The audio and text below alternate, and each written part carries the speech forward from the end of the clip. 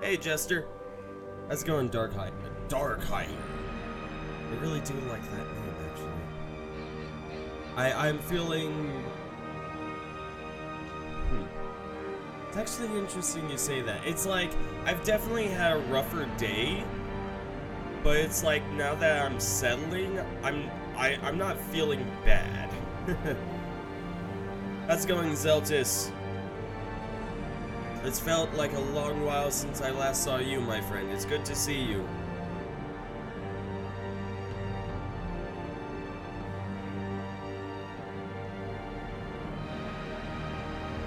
How have you been doing, my friend? What have you been up to?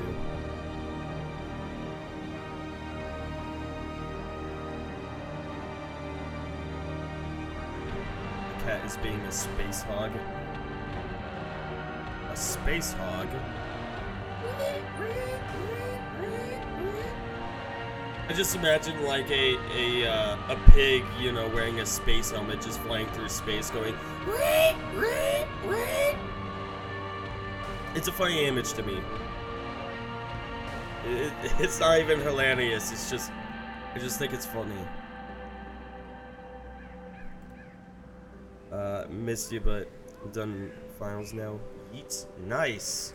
Nice to hear, dude. How how did the finals go? Do you think you did good? I think you did good.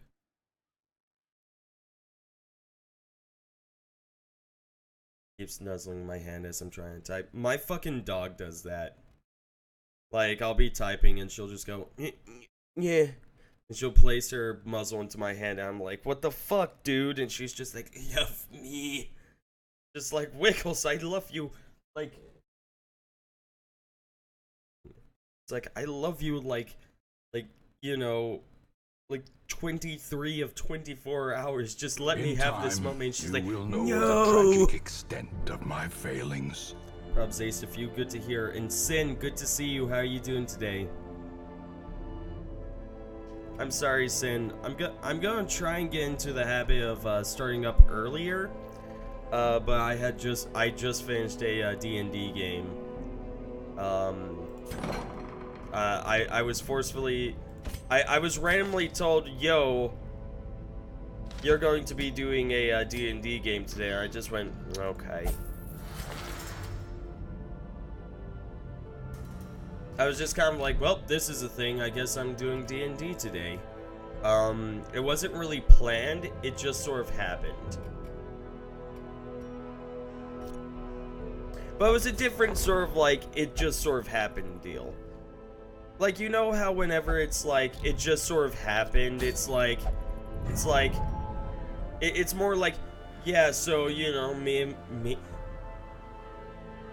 it's more like, yeah, so me and my girlfriend, we were sitting on the couch, and, you know, one thing led to another, and it, you know, and it, like, my penis ended up inside of her vagina. It just sort of happened, you know.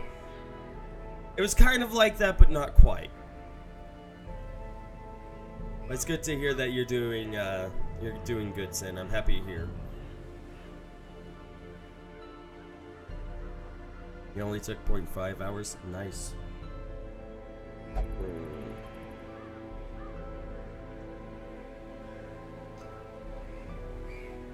I could go after this boss with my champions. A sex thing to a D&D thing. Good job. Yeah, that's exactly what I meant. Veteran kill one Miller. Kill one guy named Miller. Just fuck up his day. Let him know he's not welcomed. Oh, kick sand in his face. Lie to his children. Really just make him upset. Oh, good job. Let's go ahead and bring Requiem. I always like bringing Requiem. I believe in Requiem. Let's see about taking off the Mace Bash. I'm gonna want full heal. And actually, in all honesty,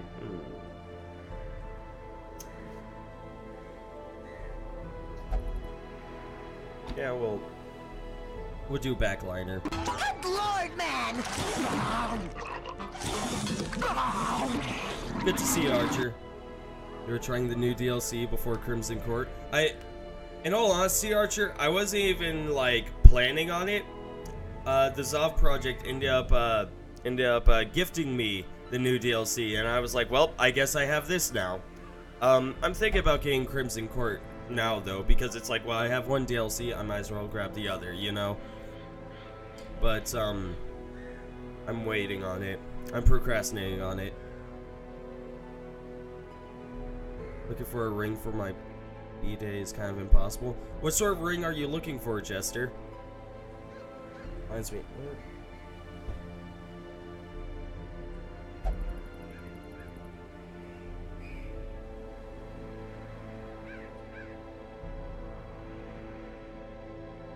One moment.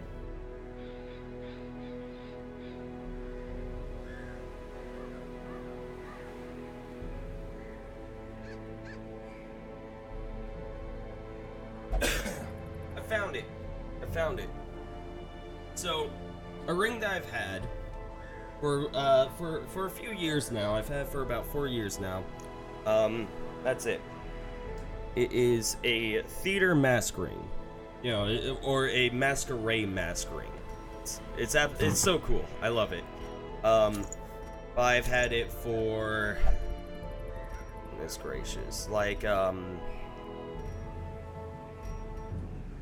3 or 4 years now. And it's just been a really cool thing to have.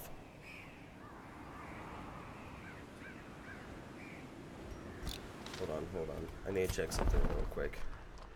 You know what? That is one of them.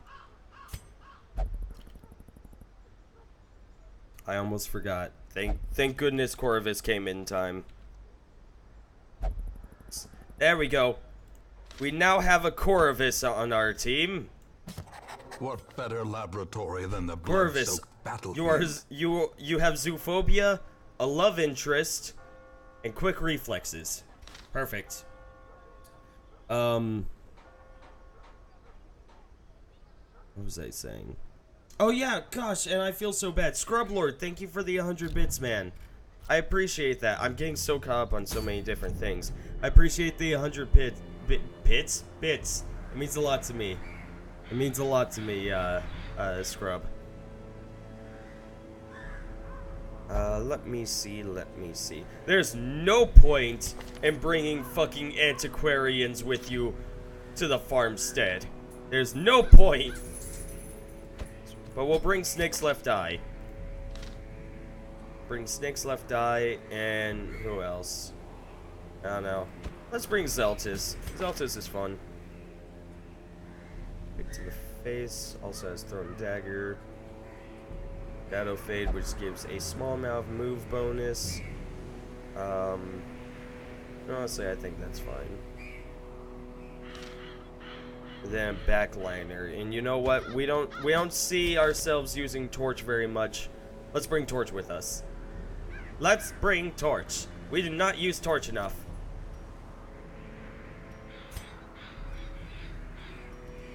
It's +2 speed. We can do better than that. I forgot what I have. What you have? Oh yeah, Scrublord, you're still alive. Sweet. Yes, the hero is indeed off the bench, and they are the ultimate support. They actually paid off a lot last stream, Archer. You missed it. We had a long dungeon. We ended up against 2 bosses. We ended up against the Collector and the new boss. Wasn't planned. It just sort of happened, and we somehow won. It was pretty damn fucking impressive, though. What am I doing? What do I want to give you? Yeah, I could go with the quick draw charm.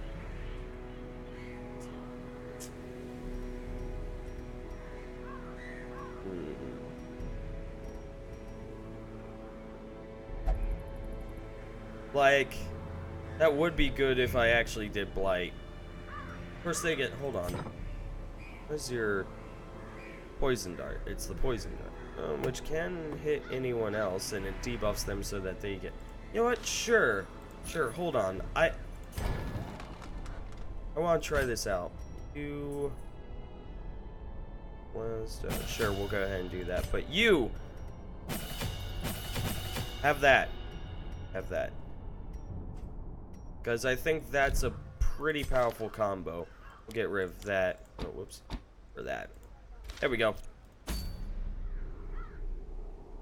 Then, where are you? Xeltis. Xeltis! Trade. It's plus 25% more blight chance. Good stuff. More blight chance. Heals. You! Question. What do I want to give you? Hydration does heal all wounds.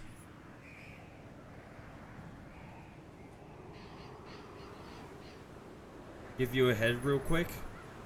Narf? Blight Grave Robber is kind of niche. I believe it had Blight Chance debuff though, so good Plague Doc synergy. Yee! Because his Blight Chance is saying at like 130, but then this thing causes a minus 30% chance, so he might as well be saying at 160 if he ends up acting after them.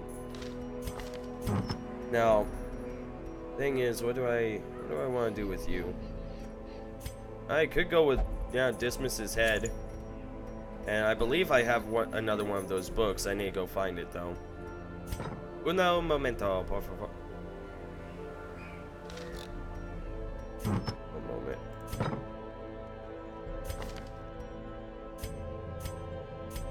Where's my book? There it is. Give me that. What head do you have? Give me that. Fuck you. And there we go. Just like that, it's taken care of. Let's do this. Accuracy for Leper. I know that's the meta, but in all honesty, I just kind of take the extra damage. I don't worry about it too much. Primarily because you can just do the purge, and that essentially... Like, if you end up doing a purge during this, which is almost guaranteed, it ends up giving you a +5 accuracy, and that essentially makes it so that you're good. Yeah, it'll be fine with what I got. Let's go do this thing. And no reason to bring, like... I don't know, is there even a reason to bring food here? Because it's just one big fight, right? So...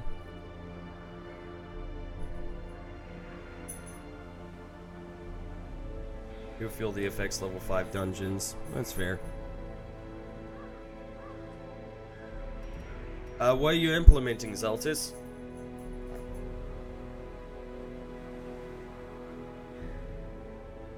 Okay. I'm okay without the shard dust for now. I will take I'll take some bandages. New currency / consumables. It's shard dust. It's very mysterious. It doesn't exactly tell you what it does. And I guess I could give it a try, but it's like, beware its other effects. I'm not exactly sure. Yeah, typically whenever this game is vague like that, it's not a good deal. It's just not a good thing. So I'm very So it's like they don't sell torches because torches are absolutely not used in this new area. However, I'm not exactly sure if like food or something is used. Because the first time I did this, like, it was just a battle. I'm going to embark with just this. Hopefully there isn't more to it. I'm pretty sure there isn't. But as I understand it, it's essentially you go through a portal and then it's just fight. Around the perimeter of the farmstead. The miller, lamentably eager for some early sign of improvement, fixed his watery eyes intently upon the wilted fields and listless mill. My gaze, however, was cast skyward, and I marveled at the limitless profanity of the stars. I don't think so, Archer. I might be wrong.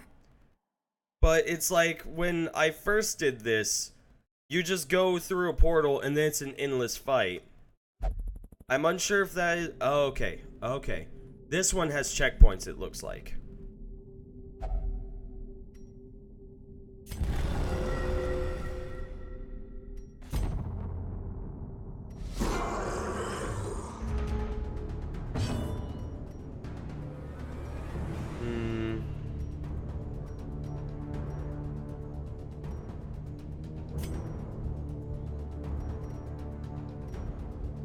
Yeah, we'll just hit one of the front two, I suppose.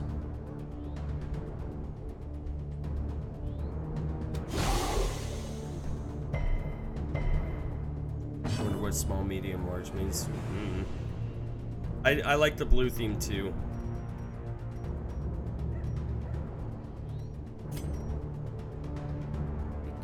He has a pretty high stun resist, unfortunately. It might be better to, actually, we'll just judgment. So they're dead. Oh, wait. He resisted the blight. I didn't even realize that. Okay. I can just do a thrown dagger. That will kill him. Confidence surges as the enemy crumbles. The ground. What are you doing? Oh, he's stealth. Fuck you. I didn't realize they could do that. Of course, this is my first time doing a medium difficulty this, so, you know. Okay. Oh, that's just funny. Drove the gun with accuracy. Just hit him. So, essentially, this thing is a crystalline aberration, Archer. What it does is it explodes and it does damage to everyone. However, you don't want to get rid of it, or you don't want to destroy bodies, because the bodies turn into those. You hit them, and you get health from it. You get health, and I believe you also end up filling up this meter by destroying those. So you have to let those things actually turn into the things. Of course. There we go.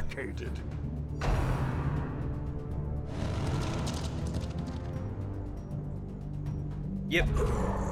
It's all fine. He's back. Oh, hey, a foreman. Stir the rabble. Don't do that. Oh, he has repost. That's not fun.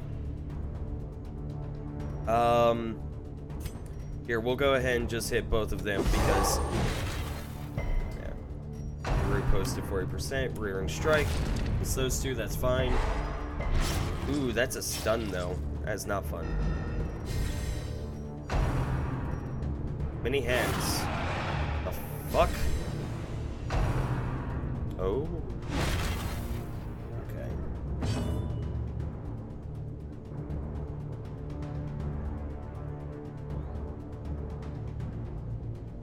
Yeah, the horse has resist. It's all good. Go ahead and do a quick heal right there. Good stuff. And then smack. That 15 HP. Not bad. We'll just go ahead and hit these two again with the plague. That's not how that should work. Fuck you. I hit you for 0, you hit me for 3. That's not how math works. The ground, he moved to the back. That's fine. I don't care. Because frankly, the horse is not really that bad. How bad off are you? You're going to take 5 damage. You're a little bit of an asshole, though. So here's what I will do. Here's what I'll do. I'm going to take a Toxin Treat. Get rid of the bleed. Get some dodge and some speed. We'll go ahead and heal you up.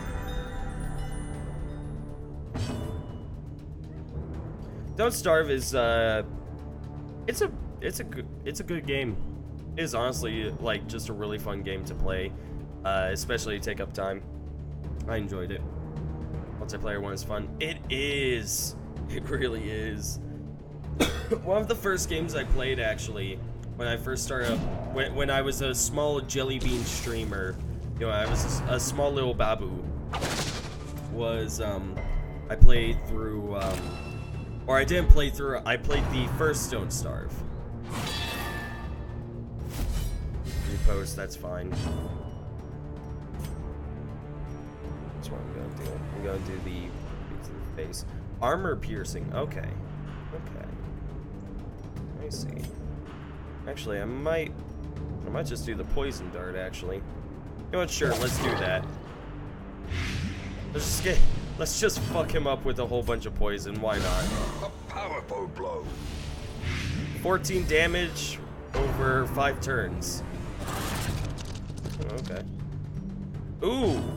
Didn't know he could do that. That's actually a problem. You know what, everyone's a little hurt. Let's go ahead and heal. I didn't know they could do that. Wow, he flipped my party, and that is actually a really big deal. He's not really a threat anymore. He's gonna die. Yep, Husk is new. He's gonna die on his next turn. We can go ahead and just focus on this thing. Crit 6. Heals Leper Man. Yep. Feeling the pain of the Witch Doctor as well. Witch Doctor, Plague Doctor. Whoops. Fuck. What is this whole annoying situation? The slow death. There goes him. I have 4 kills. Unforgiving.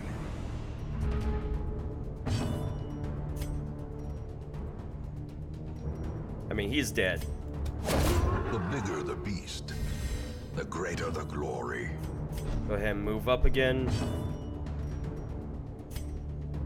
Yeah, we'll go ahead and do the Noxious Blast.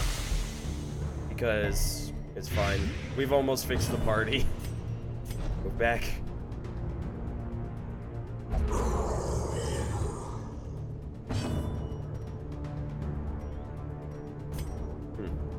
Again, that was definitely a thing. I just wish they let the leper move 2 forward. It'd help make it more competitive. Yeah. I don't know. It's to give him more, like, more downsides, because it's like he's such a huge damage dealer, and they were like, okay, to make it harder, we made him less accurate. But then it's like people just offset the accuracy. So they also had it so it's like, yeah, he can only really be effective in the first 2 positions. And then to guarantee that, you know, keeping him in the first 2 positions is such a big deal, they made it so he can only move 1. So it makes sense. But damn, does it suck. Yeah, we'll just start infecting everyone. At this point, he's worse but tankier Hellion. No. I don't know. I think I still prefer the leper.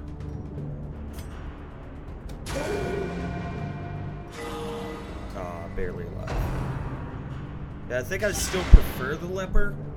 Because the well, no. Hellion is a lot more flexible. Hellion's a shit ton more flexible. Never mind. 43 crit. Holy fuck. That was beautiful. none of that. Unfortunately, he barely lived, but it's fine. These guys are the minions. They deal stress, though. And that is not cool.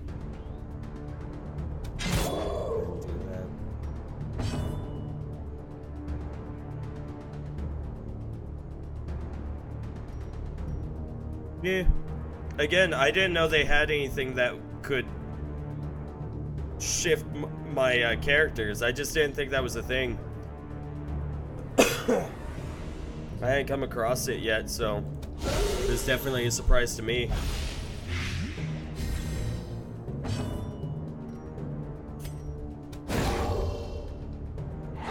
But I suppose the way that they have this, with it essentially just being an endless fight, it makes sense for that to be the case. Here, let's go ahead and heal. Slowly, gently. He's confused, he can't do anything, he pops out. 2 more enemies pop up. Okay. So. Who do we want to hit first? You. As the fiend falls, Well then. a faint hope blossoms. Again, I really like the concept of this one. Where it's like you're not traveling like through a dungeon. You're literally just showing up at some fields and fighting. I think that's so cool. It's just so cool. Go ahead and do that. Which ends up making the leper like the leper here is absolutely amazing because it's just one elongated battle. I also like these guys are just like all over the place. They're wild cards. I'll actually have to look at what they do because they can stealth. They're able to reverse my party. It's not just randomize it. They actually it looked like they only reverse it. You Disadvantage. Give them no quarter. Go ahead and get rid of that poison. Hi there. Fuck. Okay.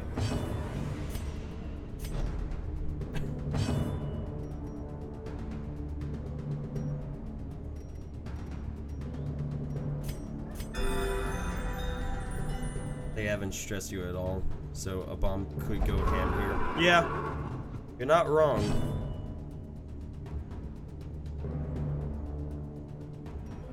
Yeah, this is, again, this is such just a cool area. I love it. Yeah, we'll just start infecting this horse. Just fuck this horse. On the ground, which has him go back in stealth. What are you doing? Nothing. Not yet. Let's see if we can dazzling light this fuck. 60% chance. He resists. So he's doing a bestial scream. Stresses him. Yeah, so from what I've seen, Archer, it seems as though the like the minions in this are not all too bad, but the bosses they do a shitload of stress damage. Okay. You know, I'm just not gonna try. I'm just not gonna try and fix my party with this old bull crap. You're dead. You're dead. Okay.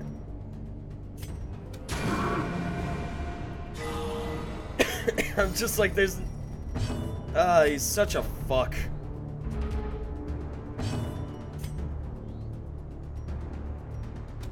Their cursed champion falls. You already trying to cheese the concept? You just have all of these crazy ideas in mind, huh? Go ahead and do that. Do I stun? I do. Yeah. And again, it looks as though there are marks here, so I'm unsure if that means, like, I reach them and I'm good, and I get, like, a break or something, or if it's just, like... Or what exactly it is. I don't know.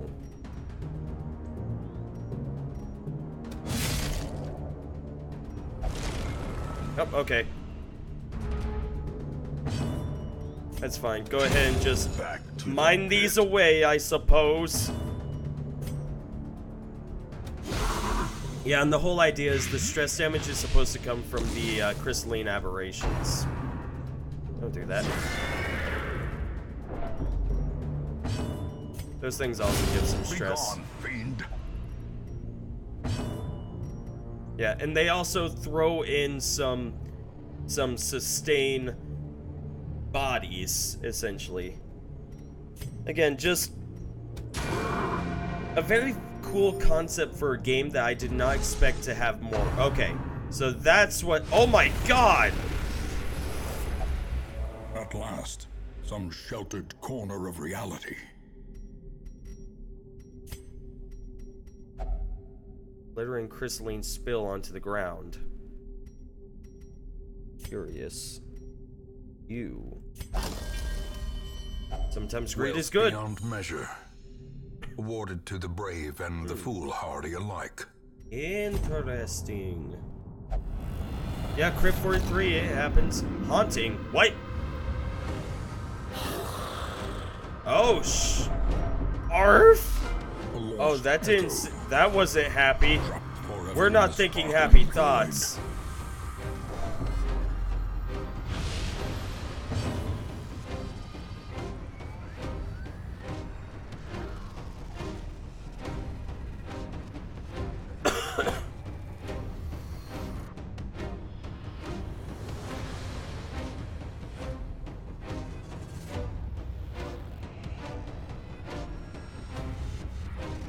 This is so cool. Okay. Gonna say we get rid of the stress guy in the back. I want them doing their due. Because we have a healer, we don't have to worry about damage. Wait. Hold on, did they fix up... Did they change up how the plague grenade works so it's... Oh wait, no, this guy counts as 2, never mind. Don't worry, I'm just an idiot. Points. Yeah, I'm actually going. Fuck me. I hate that.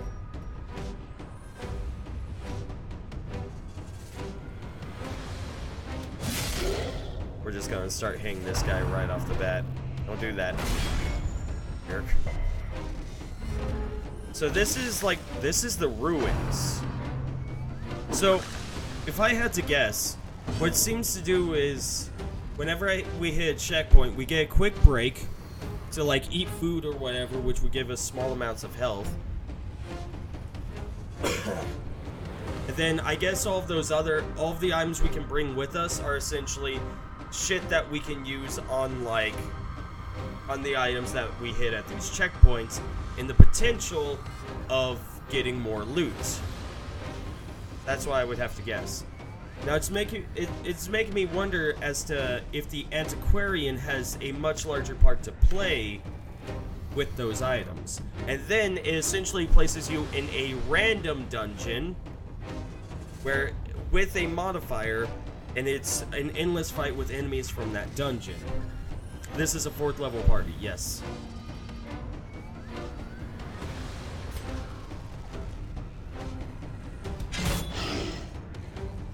That.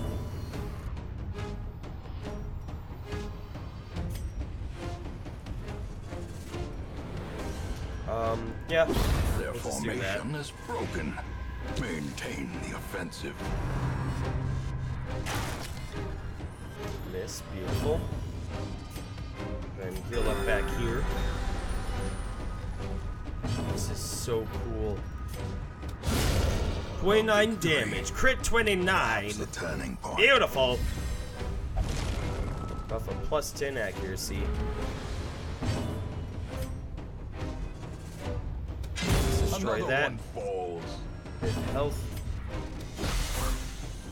Kill him with some blight. There he goes. The onslaught. And then 4 enemies should just appear after this one. Let's go ahead and do that. Give us protection bonus for the entire battle. Let's go ahead and we'll just do a party heal. Going everyone gets a little bit of health increase, and okay, so no, I was wrong, because these guys only show up in the forest. But it does look as though we're up against just human enemies. So maybe we only end up against one type of it. Well, no, because we were up against undead. Huh. This is just interesting.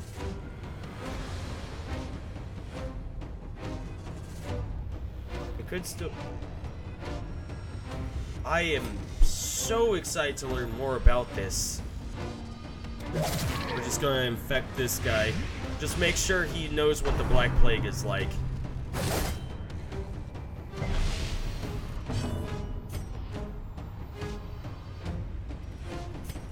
We can't hit them. Let's go ahead and do that. What is this place? Don't worry about it, Scarlet.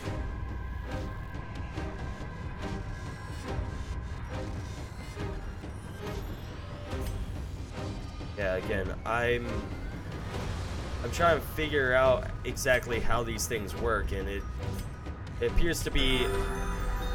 There's definitely some randomness to it, but I'm not exactly sure as to how random it is. How you doing today, Scarlet, by the way? How you feeling? Okay. We got blanket fired, that's fine. They end up adding so much with, like, their latest updates and shit. It's so crazy. Doing pretty decent. That's good to hear. I'm glad it's not bad. You know, that's all I ever try and aim for. Hit them with that. Yeah, I'll do that. Okay, he'll die on his next turn. Don't have to worry about him anymore. Let's go ahead and could do that.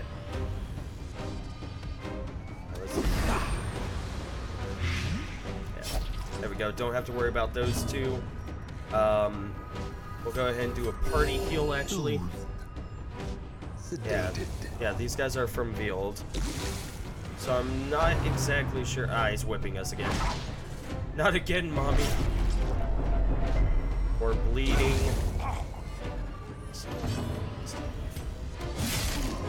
Let's just kill this guy.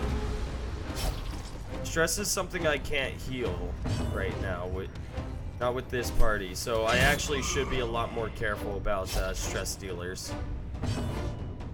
Go ahead and do a bit of heals on somebody who's bleeding, nobody really has too big of a problem. We'll just heal ourselves right there. Yeah. We'll definitely have to bring stealth reveal. The sharpened blade. And this is one cool thing. Whenever I end up clearing out one of them, I get to finish up the turn. Okay. That's maggots and slavering ghoul.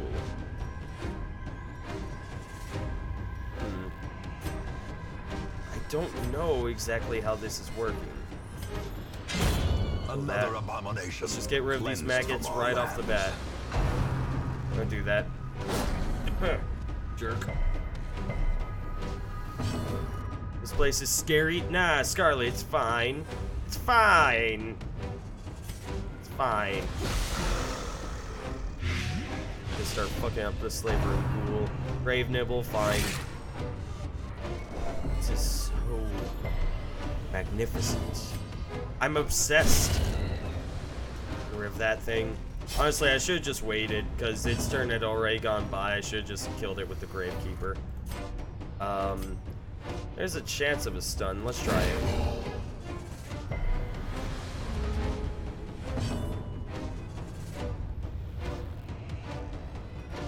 Oh, is it that he always cures himself as well? Noted. And do that. Oh yeah, because it says he cures himself as well. Yeah, details.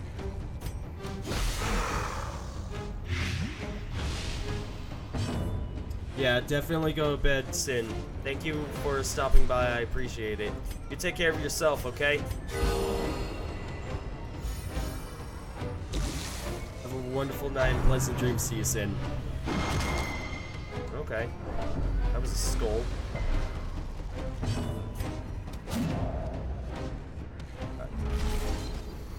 Hey, it's the sleeper's dream, and we're gone.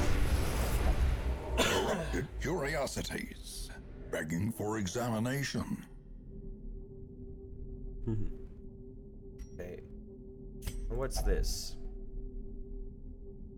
Utilizing provision near your body.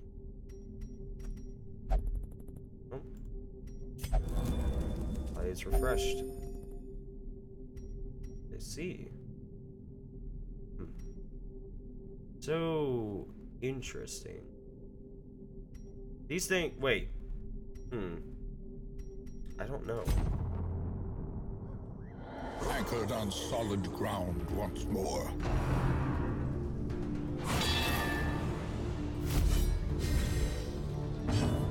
Escape empty-handed. Okay. That's an interesting one. And now we're back at the farmland. We're back at the farmland. So...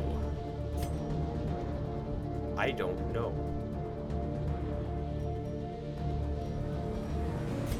Also just hit them. Yeah, sure, let's do that. A decisive 13. bubbling. Beautiful.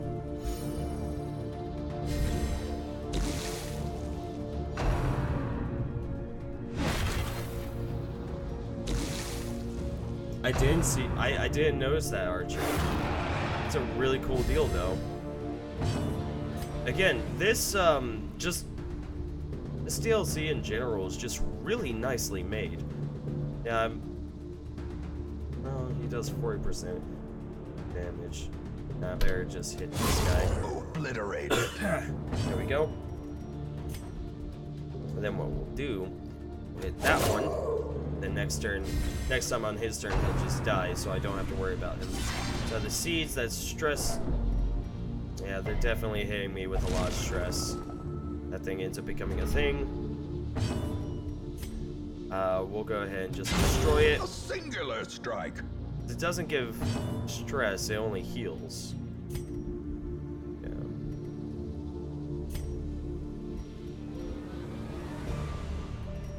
You know what, sure, we'll try and stun it. 90% chance. There we go. Stress, that's fine. It's fine against her. Oh shit. That was a lot. After I eat all this, I'm gonna be super sick and throw it all up, but it's worth it. I went through a popcorn binge when I was younger. Like I essentially just ate popcorn, just all the time, and I've like essentially at the time I was super depressed and I went and make food for myself. So I always just did something easy. So I was like, yeah, sure, fucking popcorn, why not? I was just like, sure, it's food, why, you know, I'll just take it. And so part of the thing is like I associate me eating popcorn with like depression now, so I can't eat popcorn anymore because then I just kind of go, yeah. And it also just kind of makes my stomach go, ew, you know? Like sometimes foods just kind of make your stomach go, ew, and you don't want to eat it, so that popcorn is one of those things for me. Ow. Jeez, this stress is really bad. Oh, that's some horror. Consumes the mind. I don't really have a reason to not bring Ladanum, because you don't get a whole bunch of treasures. You get comet shards, which are like the new treasure. Really cool deal that is. We're taking 5 damage per turn. Let's actually heal you.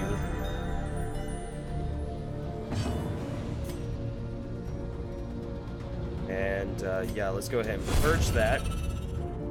These are the body, so we don't have to worry about it. So the seeds. A bit of stress right there, that's fine. So these guys are actually very stressful enemies, and it spawns a shitload of them.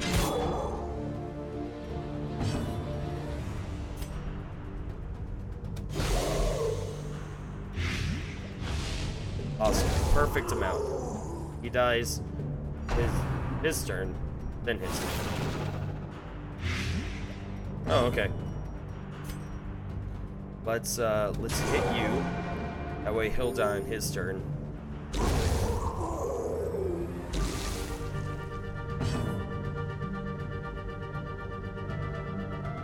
Yeah. You have a point, Archer. It's not many calories until you add the butter. Wait for 2 more rounds. That's not too bad. We can deal with that. Let's just not get the kill.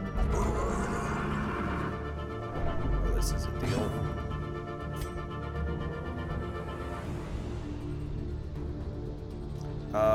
Yeah, I'm not liking the Scarecrow. Let's take care of him. 3 damage. Resisted the blight. Nice. Go ahead and hit them with that. They'll die on their next turn. Off the ground. He just went ahead and stealthed himself. That's fine. Let's go ahead and heal you.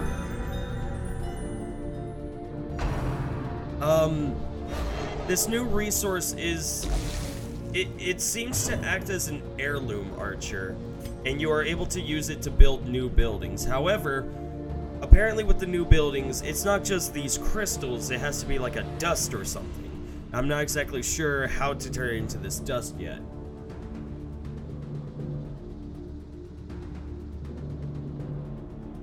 Yeah, no. Yeah, the popcorn.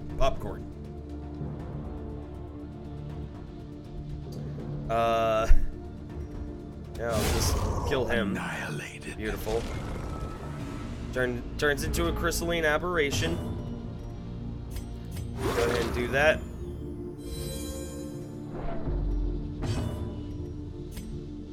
Break it. Get a little bit of heals. Thing's trampling. And everyone dodged. Beautiful. So this thing seems to go back in stealth and then it tries to trample. That appears to be its whole, like, gimmick. It goes back and then it flings itself forward and tries to trample it. Not too difficult to dodge. Now we'll just smack him. 3 HP left.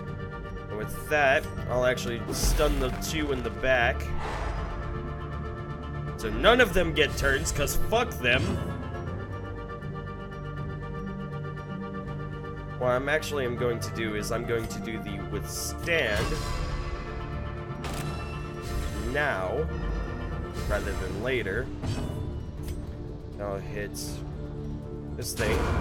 That kills that thing. Don't have to worry about it. The horse is dead. Unless inordinate exsanguination be The horse has turned to crystals. Now we have to beat the dead horse crystals. That is one. And the Discord noted core.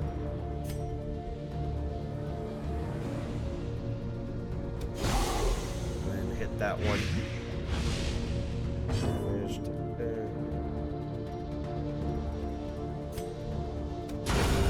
Destroy that one. And kill you. Nice. 29 kills. So this should be the last kill we have to get. I think. Yeah, it should just be a total of 30 kills. Fuck!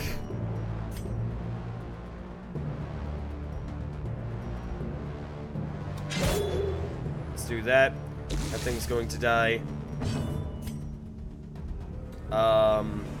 This is a fun little thing. Well you. struck.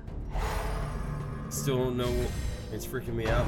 Scarlet's the newest DLC for Darkest Dungeon, and frankly, I don't know either. Yo, I'm just as new to this as you are. As you is. Light those two. It's a little... that feels a little wastrel if I decide to do that. I'll just go for this self-heal instead. Crit 18, beautiful. Got rid of a bit of stress as well.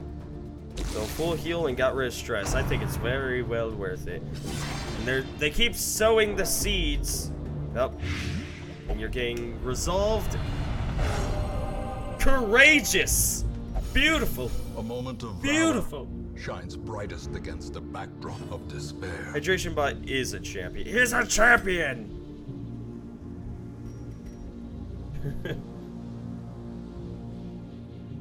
I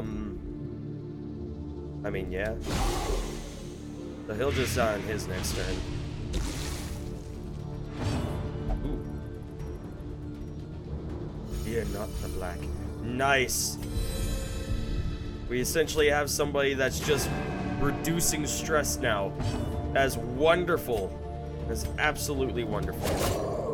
Fuck you. Okay, don't have to worry about those two anymore. You're an asshole. This guy sucks. There goes one. Fuck. That's always annoying. Okay, yeah, we've reached the... Okay, goodbye. Whee! A place of refuge. If only for Stockpile. a Useful fleeting supplies moment. for the journey. Yes. Oh, cool. That's so neat. Okay, I guess onward to victory. And this should be a boss. Yes, Lifetime Miller. of pious toil. An eternity of Hello, suffering. Miller. Good to meet you. How are you doing today? Hold on, what is it? Oh, his stun resist is 95%.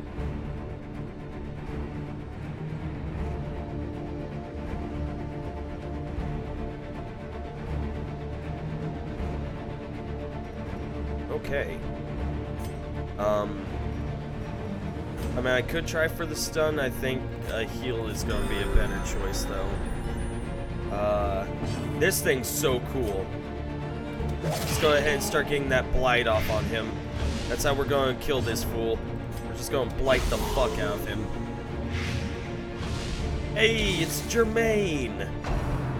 Master beckons. Okay, that's a summon ability. Okay, he brings forth a farmhand, which I could just slice and kill. There we go, he's dead. Don't have to worry about him. What do you do next? The Reaping, where he hits everyone for some damage. Okay, it's a good thing I brought Vestal along then, because that makes it a bit less difficult to deal with, because I can just heal the party. Momentary abatement. I can hold off the amount of damage he does. And yeah, let's just keep on hitting him with Blight. Make sure he is just losing health constantly. He's taking 12 for 3 more turns. 15% protection, that's fine. Yeah, we'll just hit him. Crit 28! Executed. Everybody is good. Hey, Scorecap, thank you for the Twitch Prime sub, man. This is what, the 7th month in a row, I think? What the fuck? Uh-oh. Don't do that. Missed my window re-up. Yeah, it's fine. Gotta start my shit over. Yeah, I'll still remember. I still count it as 7 months in a row.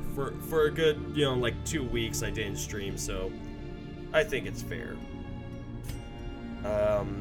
Yeah, I'll...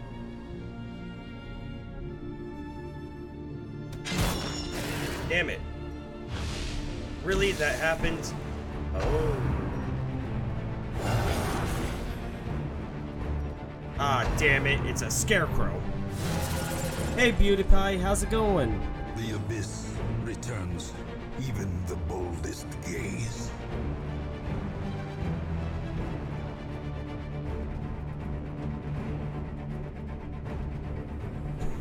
When I let loose Moobot? I don't know. What class is the Moobot? Oh, how much damage are you still taking? Not good enough. Unfortunately, this is a little awkward. I do think I'd rather get rid of this thing first, though. I don't like it being around. Reaping, that's fine. On Master, obviously. I can see that. And I'm doing okay, Beauty Pie. You know? It's like it was one of those days where I felt stressed out, but it's like now that I'm here, I feel a lot better. plus flagellant.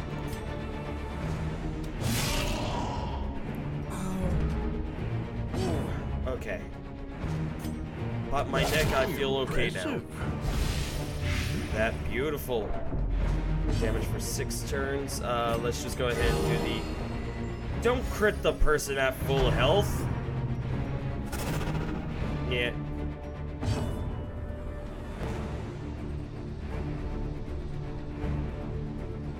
Oh, okay, the Moobot is the hound itself. I see it. I'm picking up what you're putting down, Archer. You clever bitch. Don't do that. Okay, you did it anyways. And damage. He's almost dead. Let's go ahead and... I knew that was gonna happen, too. Like, I just had that feeling where I was like, he's gonna dodge this. Cannot be left unanswered. Heal the group! Sedated. Whatever, crops, don't do that. You did it anyways. As life ebbs, That's a problem. terrible vistas of emptiness reveal themselves. Doesn't matter. Hold on, he's gonna take 9 damage. So yeah, let's just hit him with that. He's gonna die on his turn.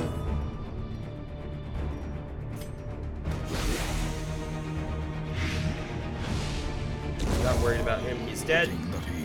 And then that thing dies. Sweet. So cool.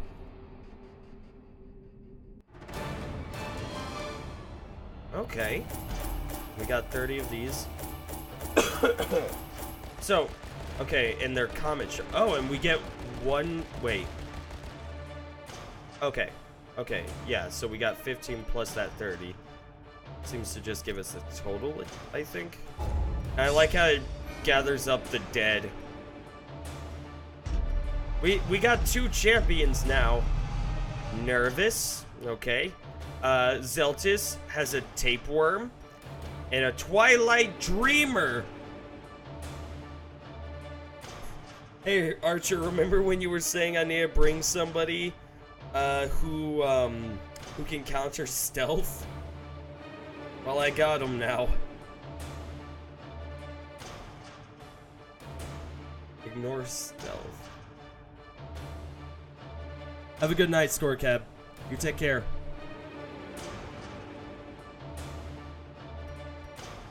And thank you for re-upping as well. I appreciate that. Spiritual Divine Grace.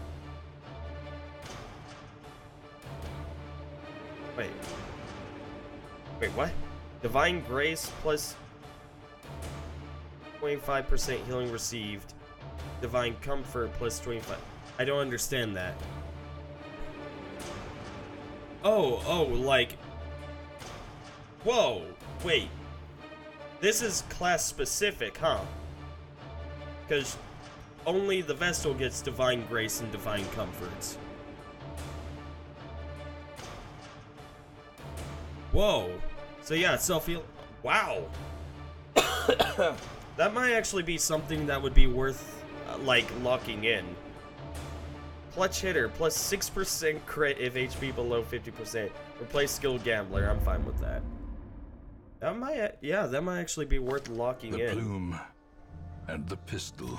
Of course, then again, A fitting end to my folly. Then again, I don't think, And a curse upon us all. I think I have to worry about it getting overwritten with how close they are to getting to level 6, so probably don't have to worry about it. Yeah, so these are the 4 new things that can be built. No, memories can be found. Okay. Oh, so these are okay. So these are memories. These are the crystals, of course. Gem inventory stacking increased by 1. I don't know exactly what that means. Get me in there, coach. I'll definitely think about Core.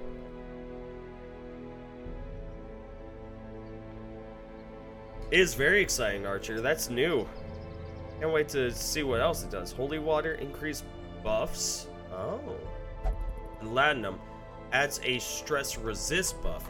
That gives a lot more reason to bring Latinum with you. Miasma Orchard. Medicinal herbs adds a disease resist buff, and anti-venom adds a blight resist buff. Okay, that's pretty cool. These things end up adding, ends up making some of the consumables more powerful. Oh crap. Okay, no, that geological study hall is really good. Oh wow, that is actually really good. And it doesn't just end after you build these. I think you can upgrade them as well. Pretty sure you can upgrade them as well. Such a cool thing. What?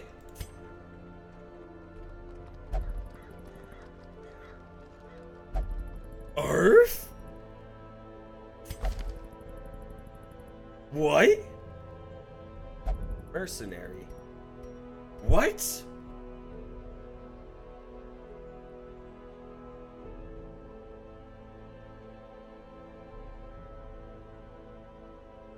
Yeah, exactly, Archer. Wait. Shard Mercenary. Okay, 10% shard loot taken. Hero will only undertake endless harvest quests in Farmstead. Okay, that's the catch.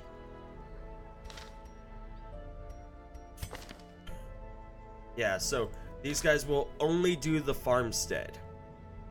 Okay, that's so cool.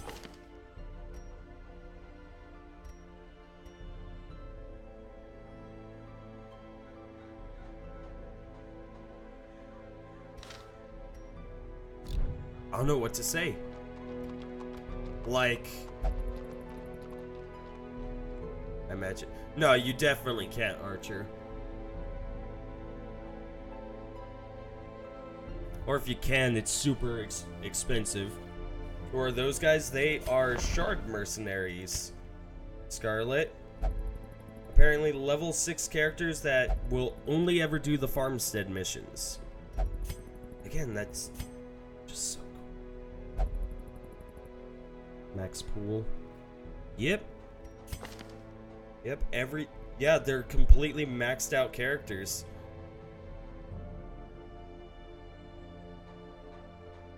That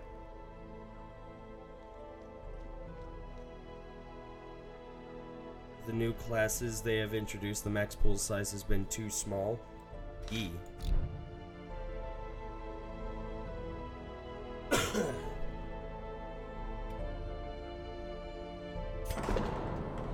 Okay. People we took with us are a little stressed. We can go ahead and de-stress them a little. Honestly, I think that's fine because Snake's left eye can kind of break the anyway. It's fully maxed out. I need to finish upgrading the blacksmith. I would like to do that.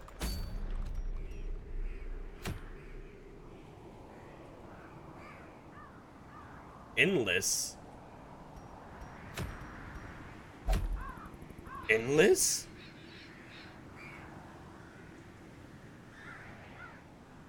Wait, so, hold on. Is this a situation where you just go until you die? Is that why they have the people? Or until you retreat, yeah.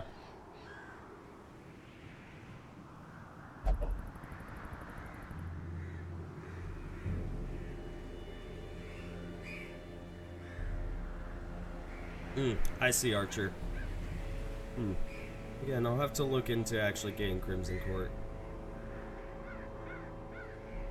Previous one was medium. Yeah, previous one was medium.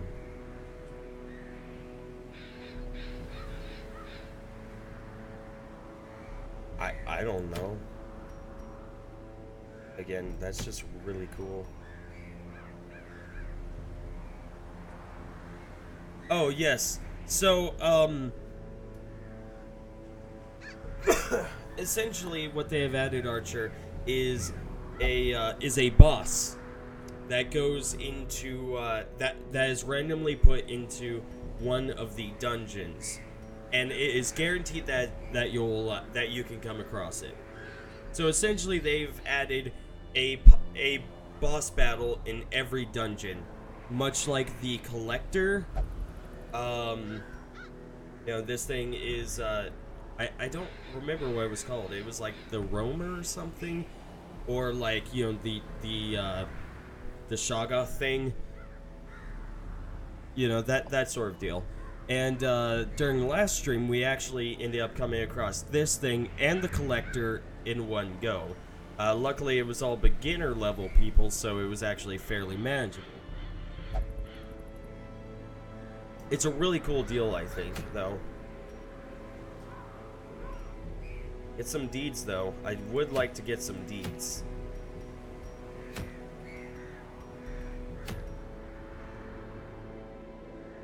Yeah, let's do this. Let's do this.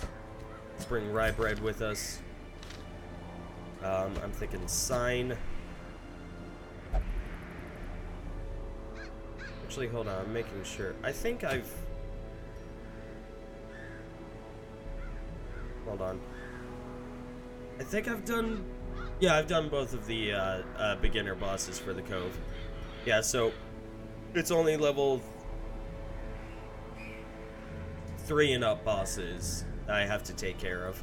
So yeah, I can send my low level people to go do this one. Who else? Palace wouldn't be a bad idea.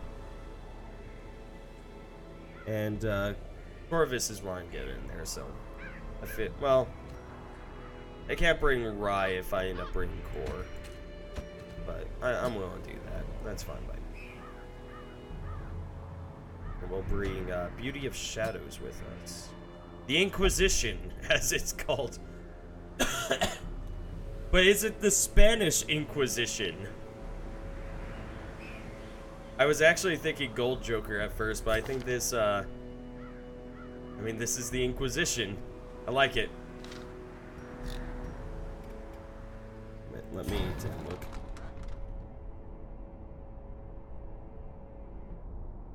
Nobody expects the Spanish Inquisition.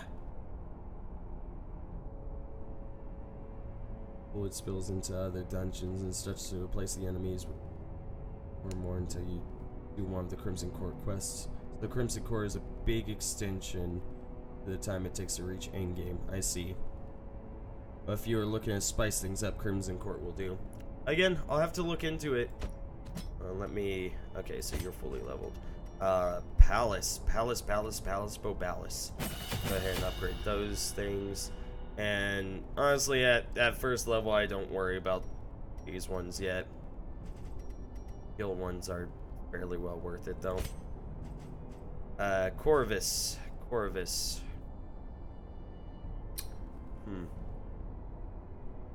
Emboldening Vapor. Emboldening Vapors is how you get the OT, well, the huge fucking kill against the final boss. Of course, I think they ended up editing the stats in order to make it so that's impossible now. I think, don't quote me on it, but I think that is the case.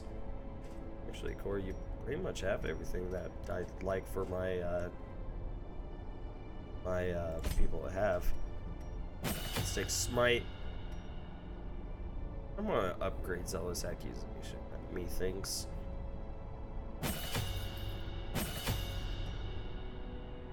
But I also like having Bulwark of Faith. I'm not sure if I really care about Inspiring Cry, though. You know what? Instead of Stunning Blow, I could take Bulwark. Or I could take Battle Heal. Make it so everyone can heal. Wouldn't be a bad idea, actually. You know what? Sure. I think it's funny. Let's do it. Get rid of that. Have that instead. Beautiful. Marvelous. Have here.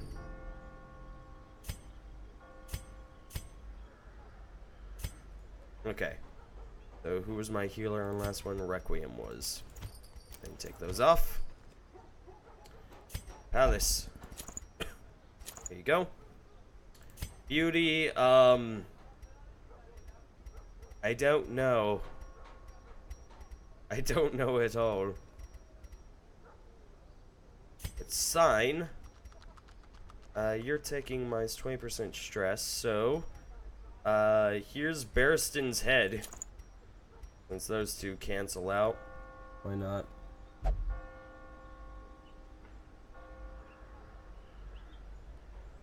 Thing I would recommend you do in Crimson Court. And with 3 things that you can toggle on and off individually. The Flagellant class, which is really cool. Districts, which is 10 or so buildings you can build. Like the new ones that came with the DLC. Oh, okay. And Crimson Court, which is the zone. And all the enemies that come with it.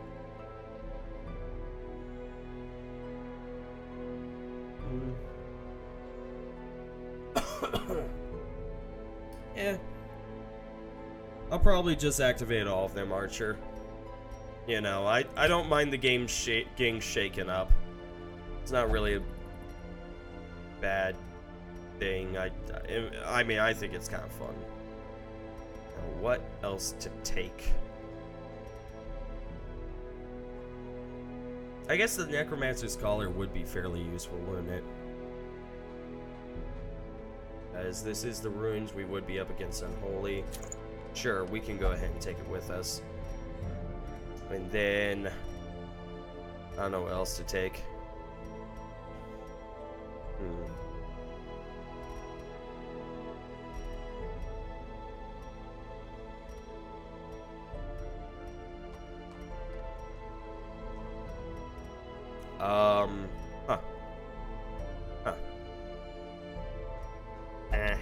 You know what? Sure, we'll go with the gray one. And then you. What's to do with you?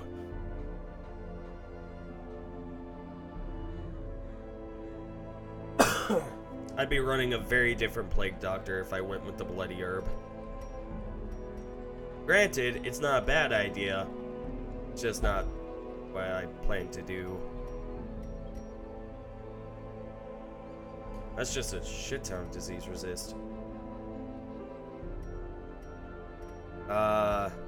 I don't know. I could go get the ones from the other person, but I'm too lazy.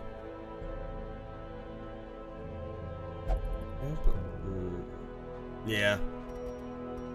Yeah, in Ruins, it would not be useful at all. But in, like, you know, Warrens or something, yeah, it wouldn't be a bad idea.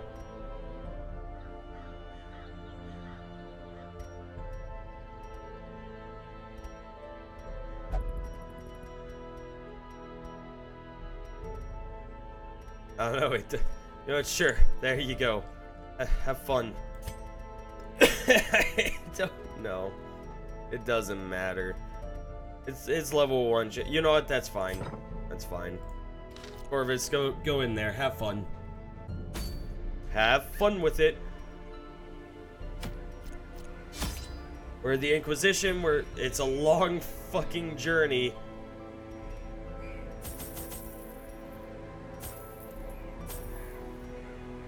Don't need the shard dust, or at least I'm pretty sure we won't.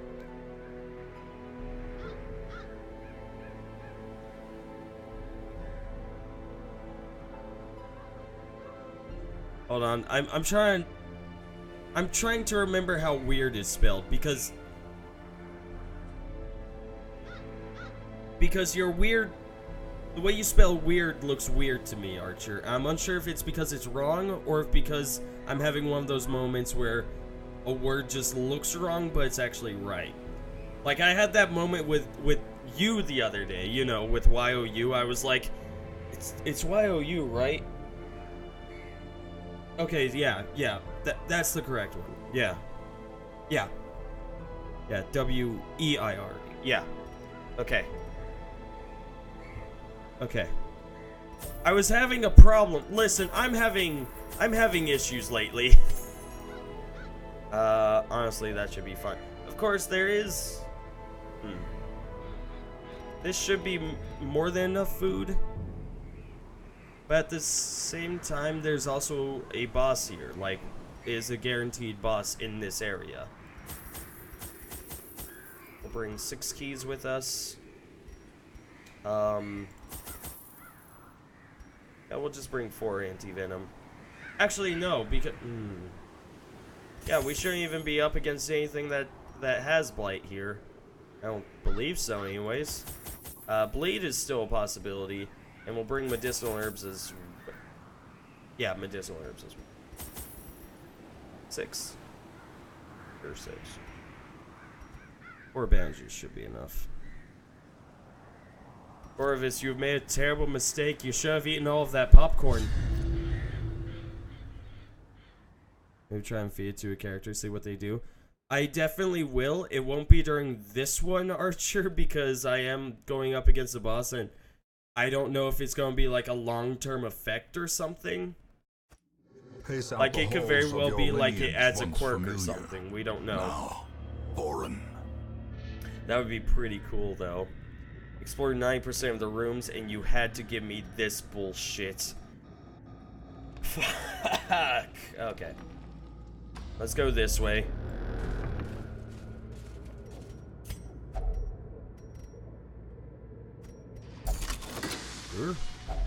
A fortune. It's 2 deeds right there. I'd like those. I can forget about the other stuff, though. I'm not hurting for crests right now. I just kind of want the deeds. Mechanical hazards possessed by evil intent. Not all of it, sure. First fight. I mean, it's a beginner dungeon, so I'm not worried about it.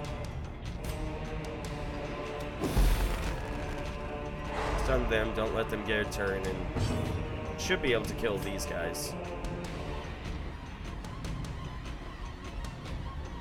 Kill this one. Okay, we didn't kill it, but we did do some damage.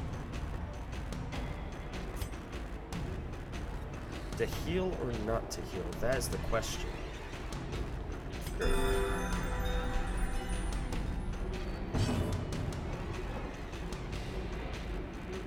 Yeah, no, and I remember this game got very big because of that whole Lovecraftian feel. Because, you know, people just love Lovecraft. People love craft, you know. And I can understand, it's a very well-made, like, you know, horrific and twisted sort of world. However, I do have to admit that, I don't, like, whenever it comes to Lovecraft, I love the, I love the horror aspect of it. I love the creatures that are involved in it. However, whenever something is made that has, like, a person or like a hero in Lovecraft, I feel as though the point is diminished, because typically whenever it comes to Lovecraft, it's like there are no heroes. There are normal people, they go insane, they fucking die, someone else takes up their mission, and then they go insane, they fucking die, someone else takes up the mission. That's how it should really go.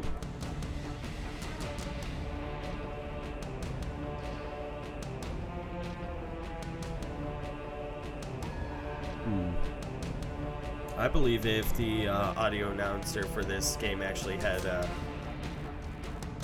actually voiced that sort of stuff, like Curse of Strahd in D&D. I don't know about you, Archer, but I'm a huge fan of Christopher Perkins. He's one of my favorite. He is my favorite D&D dungeon master of all time. Like, I just don't think that Another one falls. I just don't think that any other dungeon master, including Matthew Mercer, has quite the same like feel of him. I told you that. I don't think I did, Archer. Pretty sure I didn't. Of course, then again, I have a tendency to forget things all the time, so I don't even know. The way is lit. The path is clear. We require only the strength to follow Don't do it. that, jerk. That was rude. I'll just do that, and I'll try and cure a little bit of that stress. Heal up everyone as well.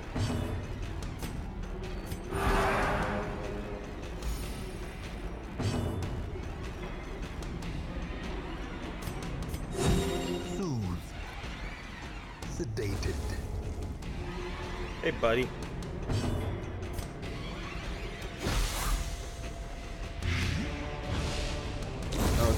just host the slow house. death. That's fair. Unforeseen. Unforgiving. A lot of people end up getting into D&D because of Critical Role, and I do have to, you know, appreciate for that. However, oh hey, room with treasure bell. I'll do that. The first big podcast that was created that created that whole like D&D feel, or that you know, advertised D&D, and just like that whole room setting, you know, that, you know, let's all just be friends, get into a room and, you know, just fucking play a game, was it's a thing called Acquisitions Incorporated. It is run by Christopher Perkins, or Chris Perkins. Again, he is a wonderful dungeon master. He essentially brings forth the that feeling of just like getting with a whole bunch of friends and playing Dungeons and Dragons, you know? Just like, hey guys, let's play some D&D. You know, no pressure to it, like, or like no, not really no pressure to it, but just like, you know, let's have a fun game. And I very much like that about his style, because it's like Matthew Mercer. You know, he's not a bad dungeon master. No, quite the opposite. He's an amazing dungeon master. However, I feel as though with Matthew Mercer, his style is more like being a storyteller than like, he is very more storyteller and grand adventure sort of person, whereas Christopher Perkins is just more of a, yeah, let's just kind of chill out sort of guy.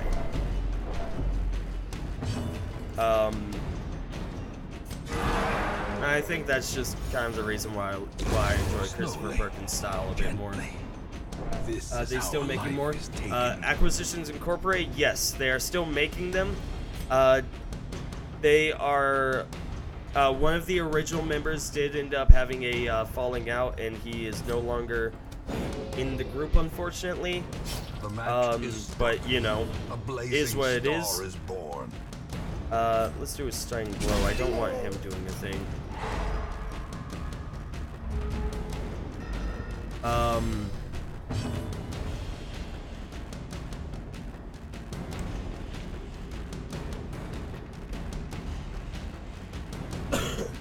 Have a good night, Corvus. Thank you for stopping by. You take care of yourself, okay? Have and pleasant dreams to you, my friend. Matthew's characters are so believable. I picture the scenes like a movie in my head. Yeah, you're right. Well, yeah, definitely. However, I would say that like with Matt's characters, like, it is still a lot of I mean, it is a lot of tropes. And, you know, tropes are not bad. On the contrary, they're a wonderful thing. You know, like tropes are essentially just a, let's take a theme and let's have fun with it, you know, and fit it into a character and let's have fun with it. But I also feel as though there's less, like, I don't know. I also feel as though the characters that Matt does, like, too many of them are flashy. Like he does a lot of characters that are very flashy to the point where a lot of them are forgettable. I have no idea if that makes sense. In fact, you know, it's very nitpicky, but it's just something I feel I've noticed. And even then, it's like, it's not really that big of a deal. But you know, it's just like, again, for me, it's just that Matthew Mercer is a huge storyteller, whereas Chris Perkins is just, like, it's kind of like just playing a game with a friend, you know? Let's do that. There we go.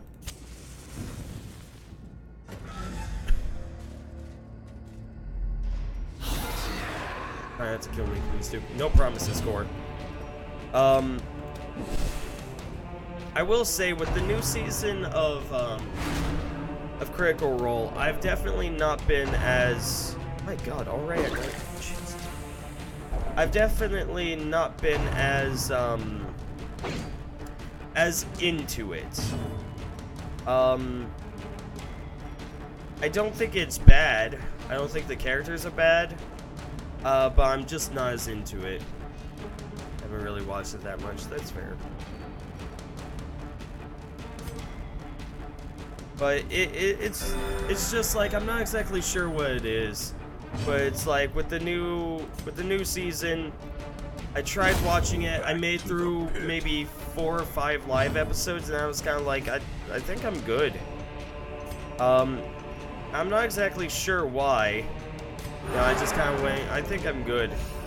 Nah, I stopped watching. I haven't watched it since.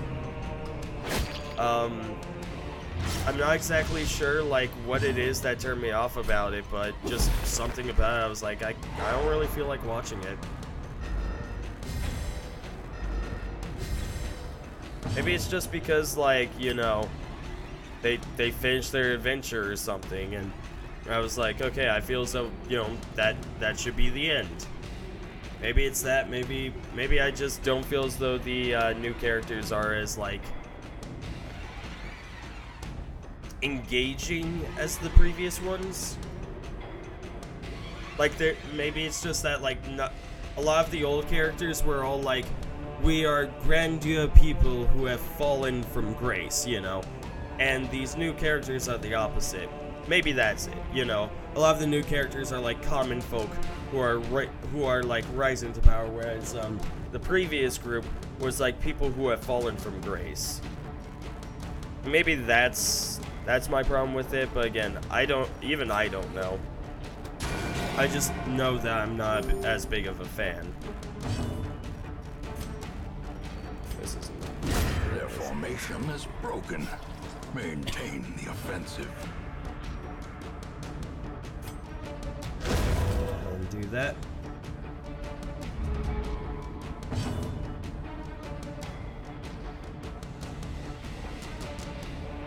Yeah, that is true. I mean, it's like I've thought about that too, Archer, but at the same time, like, even with their characters like being new to each other, they end up clicking very quickly.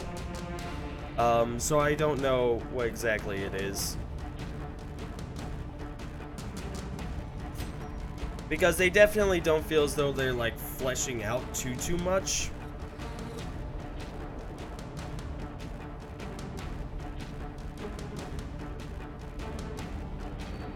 That's true. That's true, Archer. That's true. No. Oh, shit. Okay. Life in the dark, that's fine. You do that. Okay.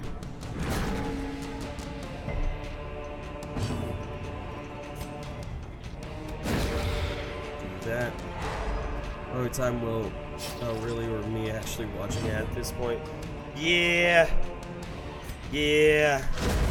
Again, it sucks because, like, I haven't been watching it, and it's like, to get into it, I would have to watch it. I'm not going to watch it because I'm not into it.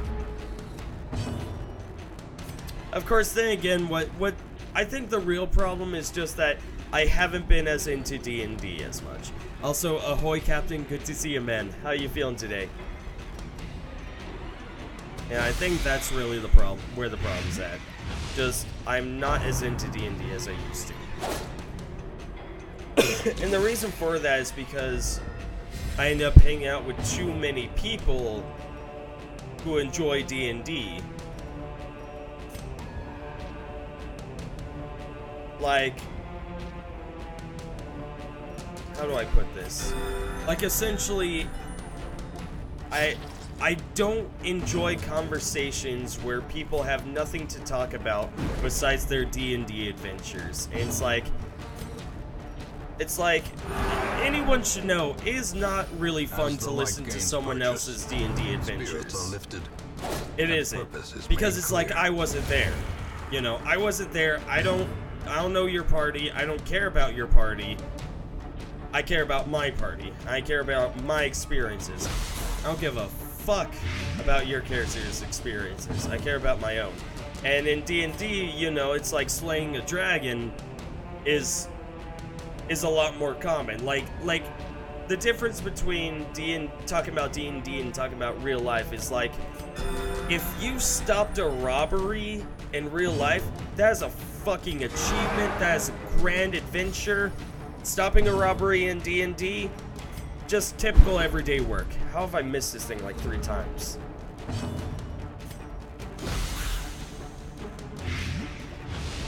Name's character does seem Another interesting. abomination cleansed from our lands. I head to bed after I'm done with my stream. Oh, you're gonna be up for a little while, buddy. You might just... Captain, please don't stay awake far too long. In treasures. For deeds. Sweet.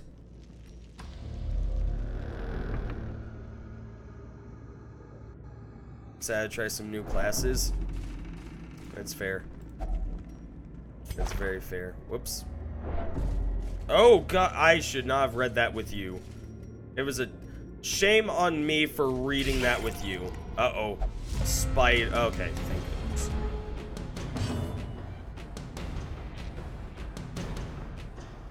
Like, I mean, it's not even with friends, Archer. It's with, like, random people online.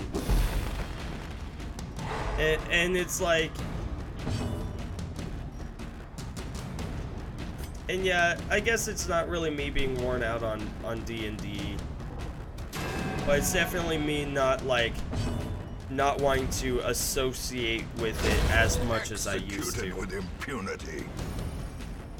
You know, but it's not like I'm ragging on people for playing D&D. I just don't enjoy it as much anymore. And I definitely think people going on and on about it has been a big reason as to why.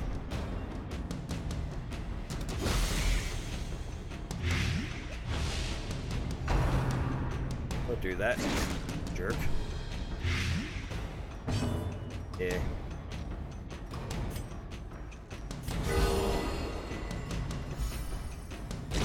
Great is the weapon that cuts on its own. Yeah. Again, it's like when it comes to D&D, like other people talking about, like, and this isn't just like one person talking about their D&D adventures. This is like, I've been in Twitch chats where people do nothing but talk, where like the entire chat is just like, oh yeah, so you know this one time in D&D, and this one time in D&D, and this other time in my D&D camp, and I'm just like, I don't want this to be the chat. Like, I want the chat to have like more genuine, or you know, I just want the people to like chat and have fun. I get, you know, having fun while chatting about D&D, but it's like, I feel as though this is too much talk about D&D.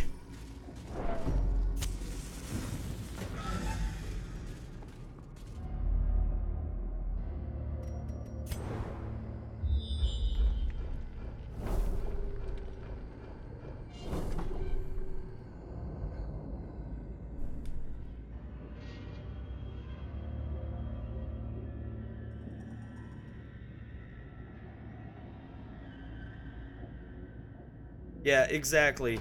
I'm with you right there, Captain. Because, like... because, like... I think a big part of it is, like... You know, people talk about how grand of an adventure they had. And in reality, I'd much rather hear about the dynamic of how... Or, like, the problems people have had with, like, you know... With D&D. Like, oh, I didn't have fun because of this. Like, because there's like an actual problem and a solution.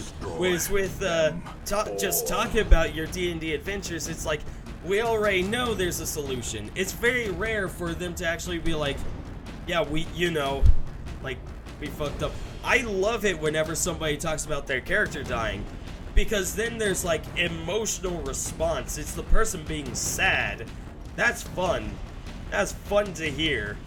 It's a wonderful thing to hear about a person getting their character fucking shit stumped to hell. I love it. But far too many people do not get their characters shit stomped to hell. Unbalanced. Yeah, exactly, Captain. Duke says confirmed. Yeah. Confidence surges as the enemy crumbles. I think in terms of storytelling, I am definitely a sadist. I feel like characters need to suffer in order to grow, I feel. You know, part of the reason why this game is so good is because it is just chock full of human suffering. And that's cool. That is awesome. You know, essentially it's like, you know, like your ancestor fucked up, caused a lot of suffering, and now you're suffering because of your ancestor's fuck up. I love that. I love that. Because it throws out an adequate problem, one that you had nothing to deal with, but you have to solve. And I love that.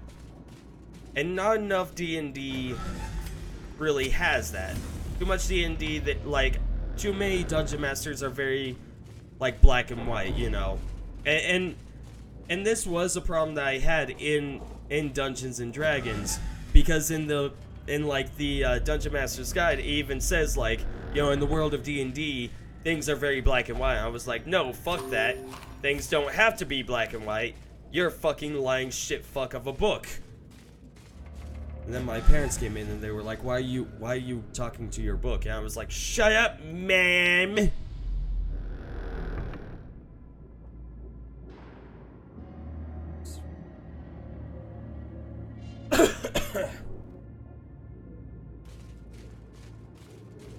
I liked Billy and Mandy. It was a wonderful time. Yo, what do I get? Horsecock. Moment.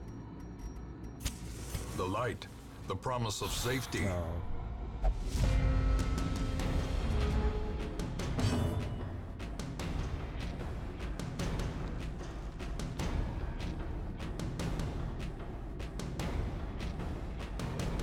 Yeah. That's funny, Archer. I like it. You know, that shit I can get behind, though. I think that's fun.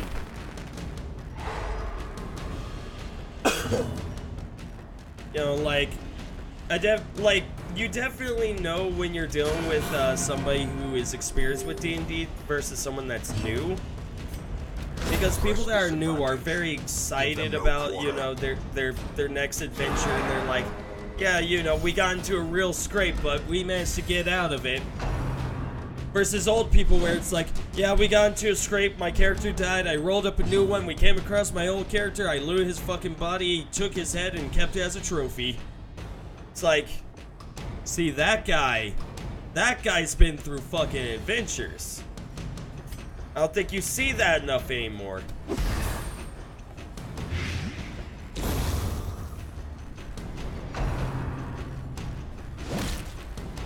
Like, if you come across someone, they're like, man, I'm so excited for the next adventure. You know, like, I wonder if we'll be able to, like, save some people this time. Like, it's like, you're a new player. That's all there is to it. You are a new player.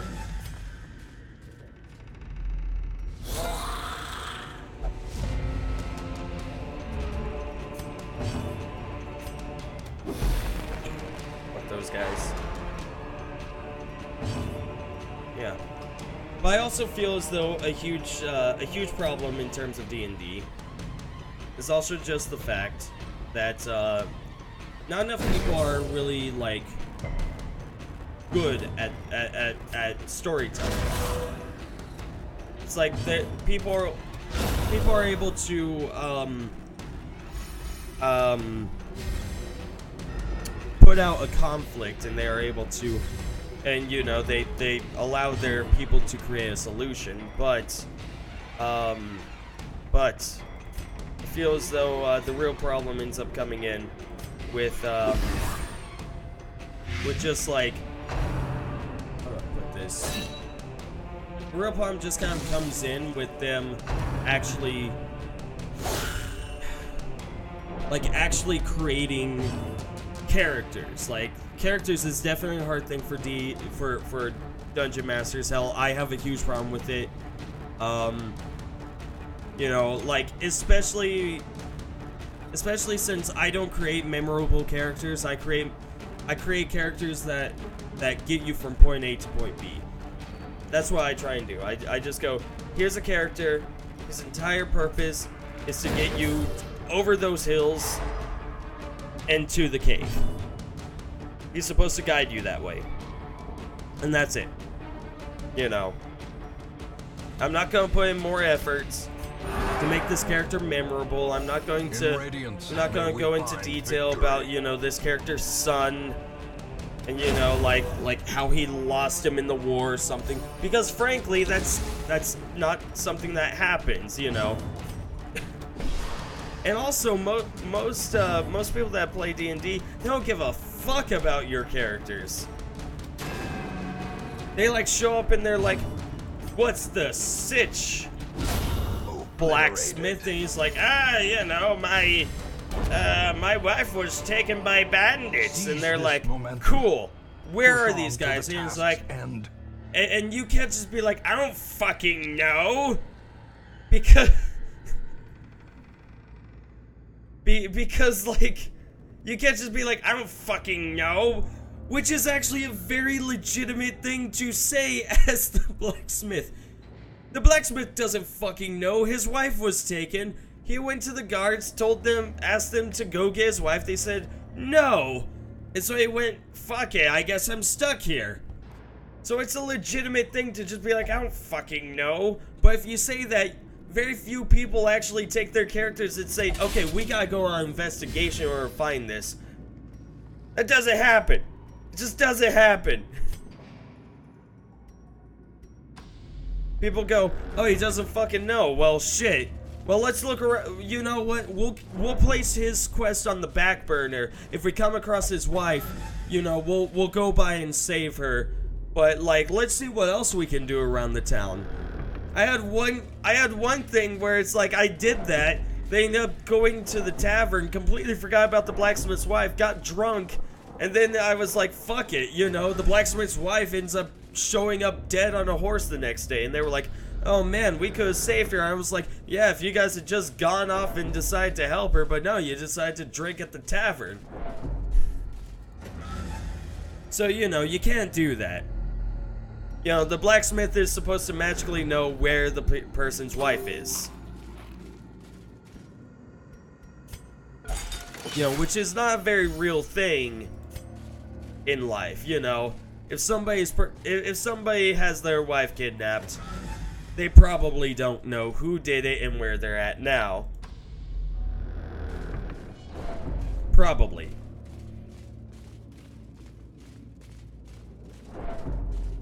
Also, a huge problem I found with 5e is that,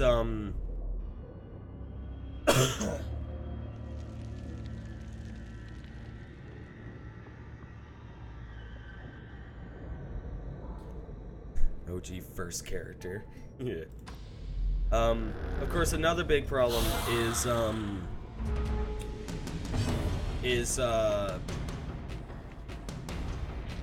I find with 5e is that they, like with 3.5 and whatnot, there was a huge emphasis on, yes, in your world there are some people that just suck ass. You have villagers. You know, if a person is very, you know, like you know, muscular, they're probably a level 5 villager. They still suck ass because they haven't practiced or anything. And, you know, also with, like, it's like in 3.5, it was like, oh yeah, you know, if you come across or, you know, if you are a first level fighter, you are literally like the apprentice of a fighter. You suck ass. I love that. I love just the idea of my character sucks ass. Like, that's a wonderful thing. Because then it gives you room to grow. Whereas, like, with 5e, I feel as though you are established to be a badass way too quick. It's like, yeah, you can't go fighting a dragon right off the bat, but you're able to take on goblins and orcs pretty fucking quick in that. Whereas in 3.5, it was like, yeah, you could take them on, but if you're level 1, you're still just a shitty fucking piece of shit fuck, you know? I love that.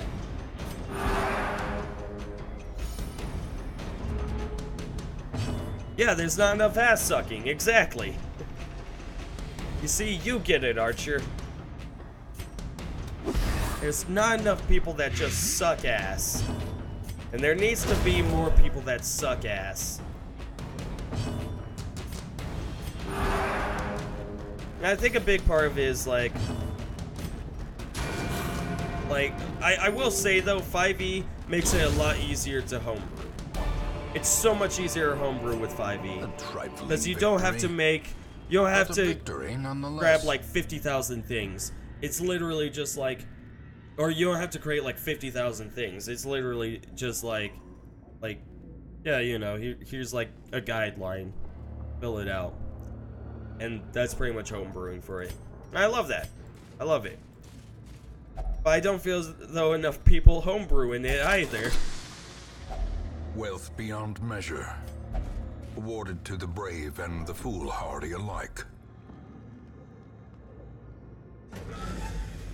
Yeah.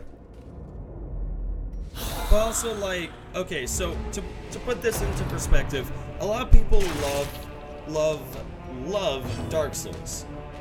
And a big reason as to why they love Dark Souls is because they hop in, they go off, and they get killed. And then they respawn, they go off, they do a bit better.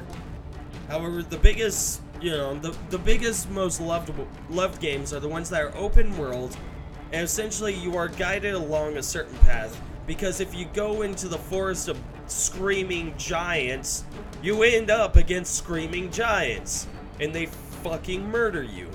And sure, later you do have to go to the forest of screaming fucking giants, but it's a lot easier. Give them villager stats. Dude, I'd do that. I'd be like, you start as a fucking villager. Good luck. Be like level 0. You're level 0. And you know what? You start off with 4 HP. When you decide to go into a class, then you just add the HP on top for first level. But as far as you're concerned, you're level 0 right now. Fuck you.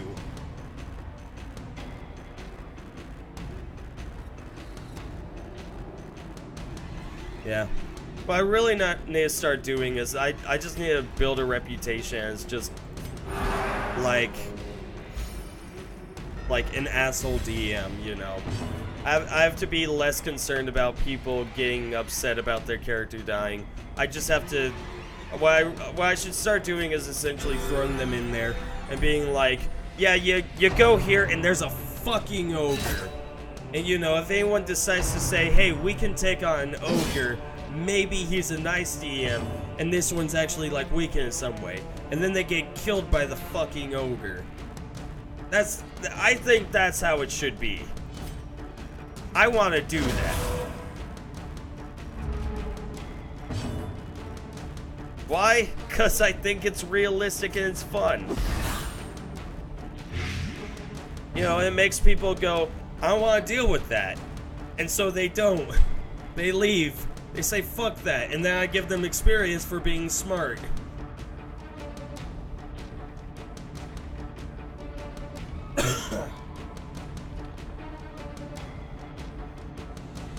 That would be a really cool idea, Archer. I'll actually keep that in mind. Like, they actually have to go through, like, pre-level, like, quests in order to actually become their classes. That'd be pretty cool. Or, like, create, like... yeah, create, like, you know, pre-level, like, classes. So it's like, you know, you could be a noble, or a villager, a farmer, a blacksmith, you know, whatever. And then it's like you work and you actually become the class you want to go into. That'd be pretty cool. I'd like that.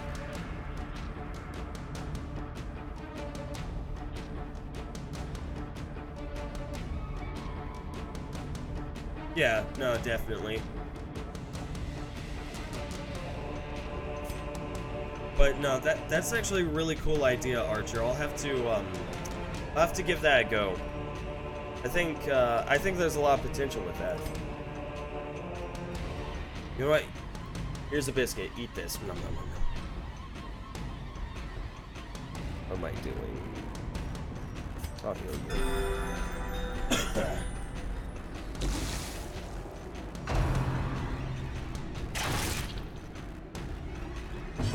Boulder Crow's Eyes. I don't remember them, Crow, not off the top of my head. Where are they from? Or, where have I seen them before? I like how I'm asking you, like you're the one that should remember that for me. But I don't remember them off the top of my head, Captain. I would need, like, it probably means I just haven't had, like, an actual genuine interaction with them. I may have said, like, hi or something, but I probably never read any of their comments. I'm not a big fan of on top of everyone DMs. Also, one of my favorite things is essentially to say, like, yeah, I know this rule is broken. Fuck it, we're gonna go with it, though. Vigor is restored. You know, if somebody had an ability where it's like they literally look at a person and they die and they can cast that 10 times a day, I'd be like, whatever, sure, we'll go with it. Because I'll just bring, because it's like, because of you, I'm just gonna bring out 50 enemies. You could kill 10 of them, but there's still 40 left. You better make sure you kill the strongest ones. Because joke's on you, 49 of them are henchmen. The last one is an actual boss.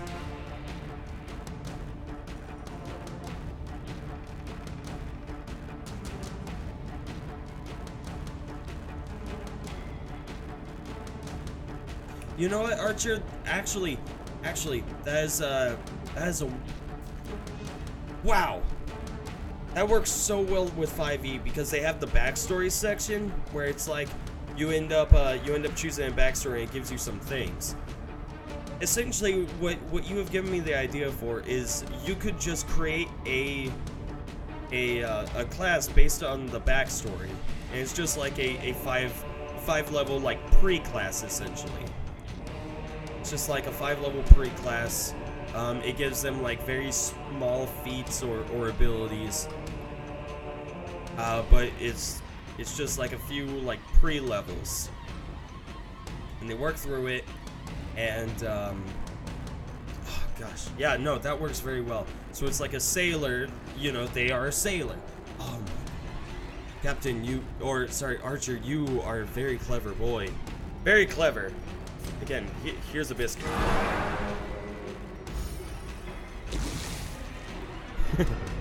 I love juicy clumps and moops. Everyone does. If you don't, then you're crazy. If you don't, then clearly you're playing a fighter. Or a rogue.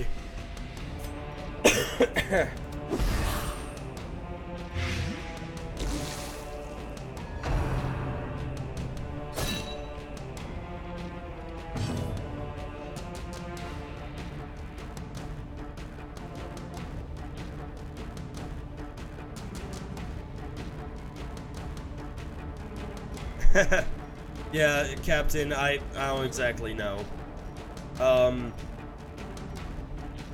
Yeah, you have confuzzled me. But what was I saying? Yeah, I haven't been to Lomios too much lately. You know, of course, like I haven't really been in the Twitch scene a lot lately, just because like one, I kind of like having a nice sleep schedule. Two, I'm just not. Like, I'm just kind of realizing the crowd that is on Twitch, and I'm also realizing I'm not the fan of most of them. I say most of them, but that's kind of hard. That's not quite right. It's not that I'm not a fan of the people that are on Twitch. It's more like there's just a bad group of people on Twitch that I don't like that have really just made me not enjoy Twitch. And that's something I've come across. I do enjoy Tolomios, but I don't But it's like, even then, it's like I'm not too active in the chat. I'm there because I like Tolo, you know. When I go to Snake's chat, I'm not there for, like, the chat. I'm there for the streamer. You know, and I very much enjoy that. But even then, like, you know, I definitely have to cut myself out of some channels for my own sanity and health.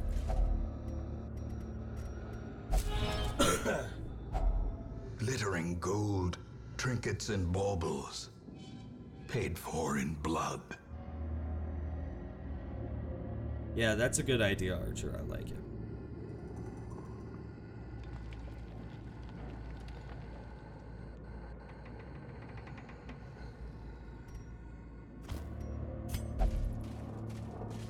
Yeah, but... Oh, okay. Carelessness will find no It's about to clemency happen in in this time. place.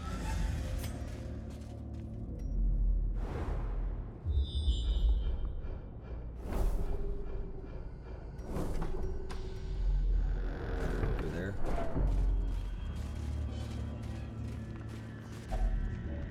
Yeah, exactly. Exactly, Archer. It's like, you know, there's still room to, like, grow their story. But I do much rather... But it's like, you know, whenever it comes to a, a backstory, you know, it's like, that does make sense for them to... Like, they still are able to have their backstory. It's just that they get their class, at, you know, as they grow. That makes sense. I like it. I like it. Again, I'd have to homebrew the stuff, but A moment of very much respite. enjoy that. A chance to steel How oneself much food do I against have? the coming I only have 8 horrors. food, huh? Well.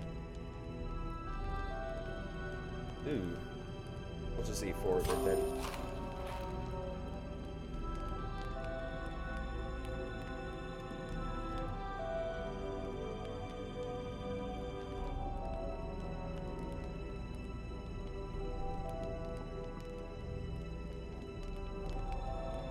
Yeah, exactly.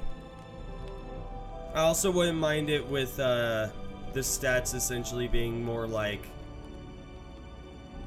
so actually, you know what? I'm gonna ask this. How do you guys what's y'all's favorite rule whenever it comes to like a person being revived? Because, you know, there's a lot of people that you know, add in a rule that makes it so like they're weak. You know, there's a downside or a possibility of not being revived or something. I remember actually very much hating Matthew Mercer's like take on reviving, because I felt as though there was not enough of a drawback to it. I didn't feel as though he was actually like... I felt as though there were a lot of moments where like somebody probably should have died, but, you know, he ended up going easy on them. I'm not sure. You know, again, he was a very merciful DM, but again, I think it's because he is more of a storyteller, and these are also characters that people have had for, you know, several years, so I can understand it. But it's like whenever somebody dies in my campaign and they get brought back to life, I just have them roll 1d6, and it's like, reduce whatever stat, you know, the 1d6 is, you know, from like top to bottom, 1, 2, 3, 4, 5, 6. Reduce that stat by 1 for the first death, then 2 for the second death, 3 for the next death, you know, and so forth and so forth. And I call it revival decay.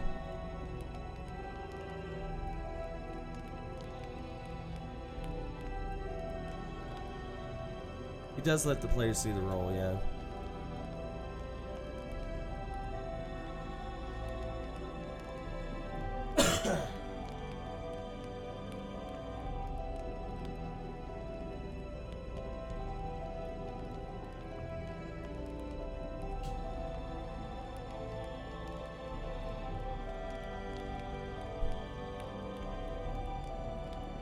Of course, I have to enjoy that, Captain.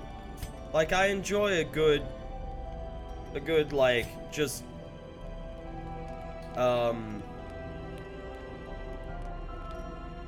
I enjoy just a good fucking, what do you call it?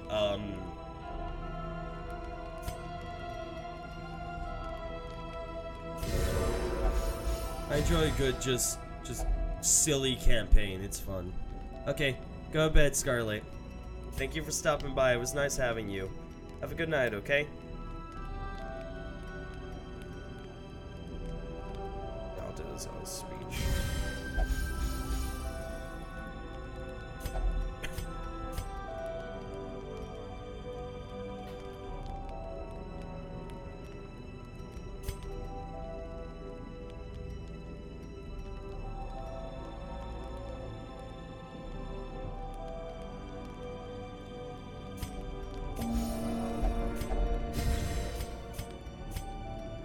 Got the cure.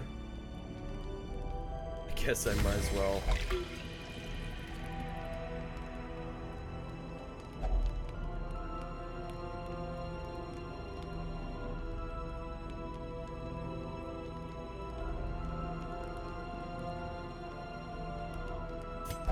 That is true. They did have a lot of powerful items.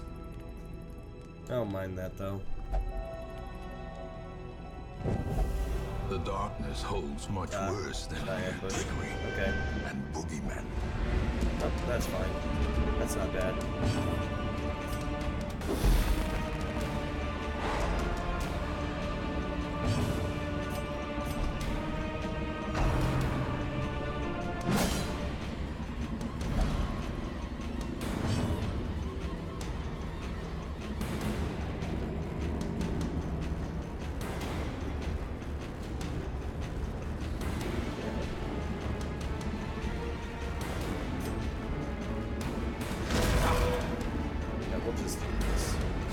We'll just read these people the news.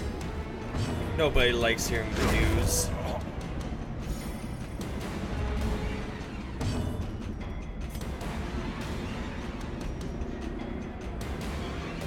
Not a good enough chance. I'll just try to like them. I like how he regretted adding that, but then he also was like, fuck it. Let's add the deck of many things. It's like, why? You fool! But in all honesty, that was a ballsy move on him to add that to the game, and I mean, I loved it.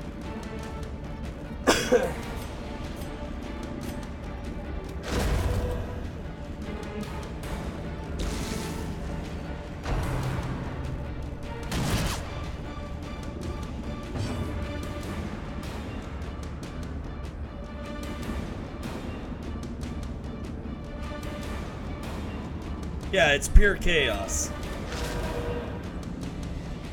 But no, it's like, because he regretted adding, you know, broken items to the game, but then he adds something that could very well just, like, completely fuck up his campaign.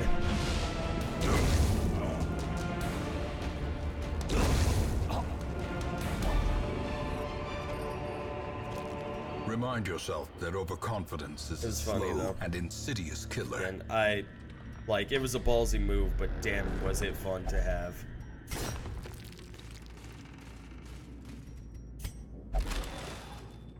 Heirlooms. Okay.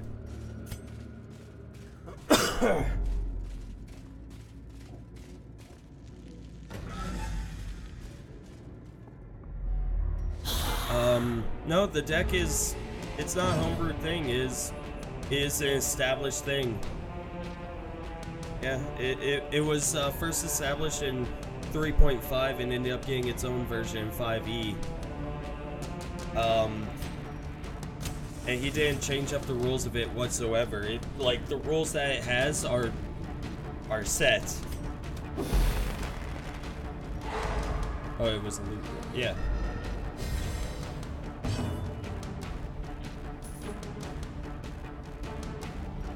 Ah, okay, I got you.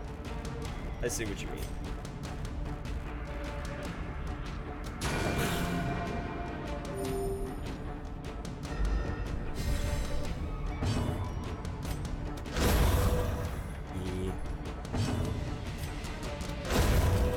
Homebrewing is a wonderful thing where, Like, sometimes you don't realize just how powerful a thing was until it's far too late.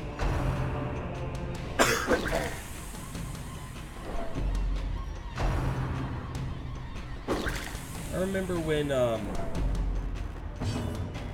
goodness,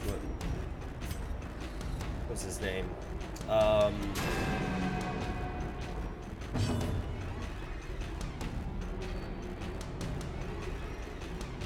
Yeah, the person that played Tiberius. Yeah, he was a very he did metagame quite a bit. He also didn't understand like how stuff worked even after it being explained to him quite a bit. Like essentially it was like a lot of people liked Tiberius, not a lot of people liked the person behind Tiberius. And that's a very sad thing. You know, he created a really good character, but essentially... Be wary. Triumphant pride you know. precipitates a dizzying fall. But essentially was not very liked himself. I actually follow him on Twitter and Twitch. Actually, I follow him on both.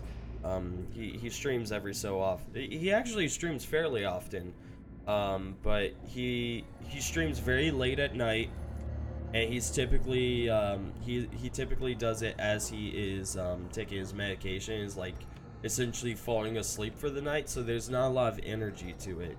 But it is kind of cool to, you know, see it is cool to see.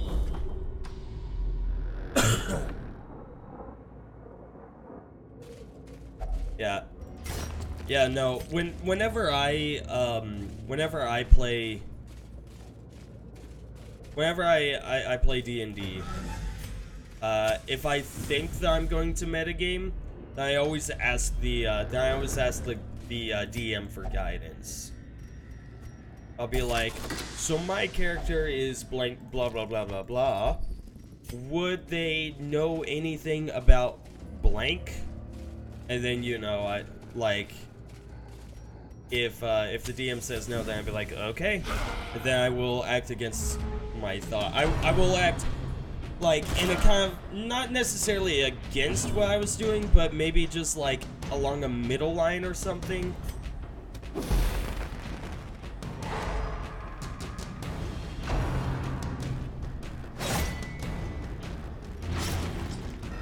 You know, it's like, you know, a vampire is weak to fire, but, you know, it's like me playing a fighter, you know, would I you know, he's just a fighter. Would he necessarily know that vampire is weak to fire? And it's like, so I would be like, hey, yo, DM, would I know this? And if they say no, then I'd be like, okay, then I'm just gonna hit them with my sword then. Because frankly, if I don't know a weakness to it, frankly, striking it with a sword seems like the next best solution.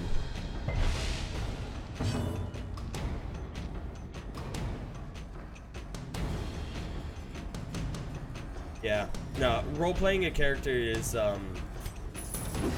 like, I like, playing D&D, I feel as though most of the fun comes from playing a character than, you know, like, playing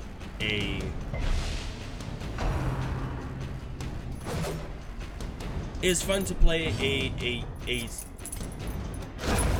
a character than it is to play a number, is how I'll put it. Hi, Wiggles. Read these bodies the news! God damn it, they will survive. Fuck me.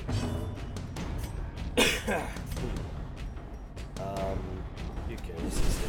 Fuck, okay.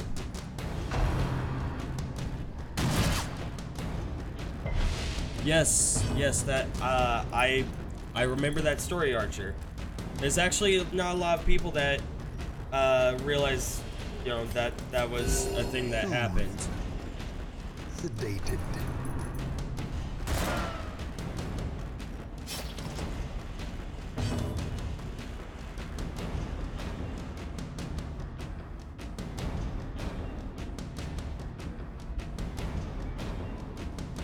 characters were.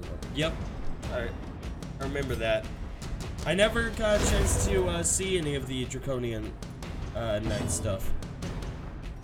Yeah, I think that's the most likely one, but at the same time, I do feel as though, like, you know, that's something that can be forgiven. Because, you know, if I can remember correctly, he was going through chemo at the time and was very much hurting for money.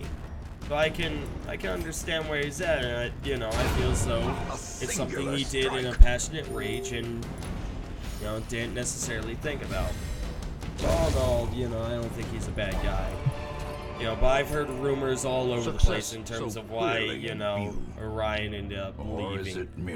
Some people thought it was because he got too handsy with the women, but I'm just like, if that were the case, these are grown-ass fucking women, they would probably, you know, stop him. They would probably tell somebody and be like, yo, I don't want him around anymore. You know, so I was like, and they've known him. It was also like, they've known him for like 2 years. If he's been doing this the entire time they've known him, then like, clearly, like, there's a problem with the entire friendship.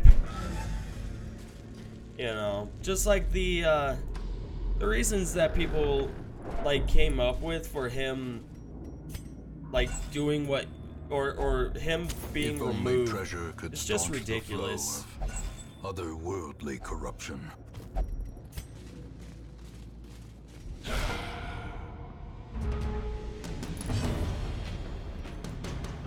Okay. Yeah, that seems about right. And again, like, my whole thought process on that sort of stuff.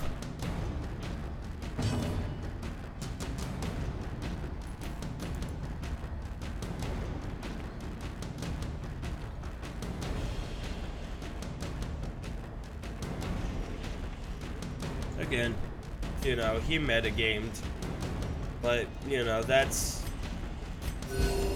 just something that happens.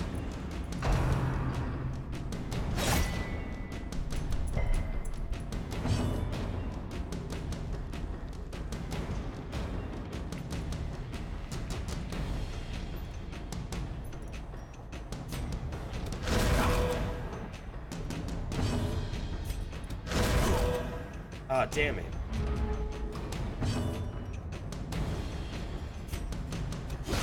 You.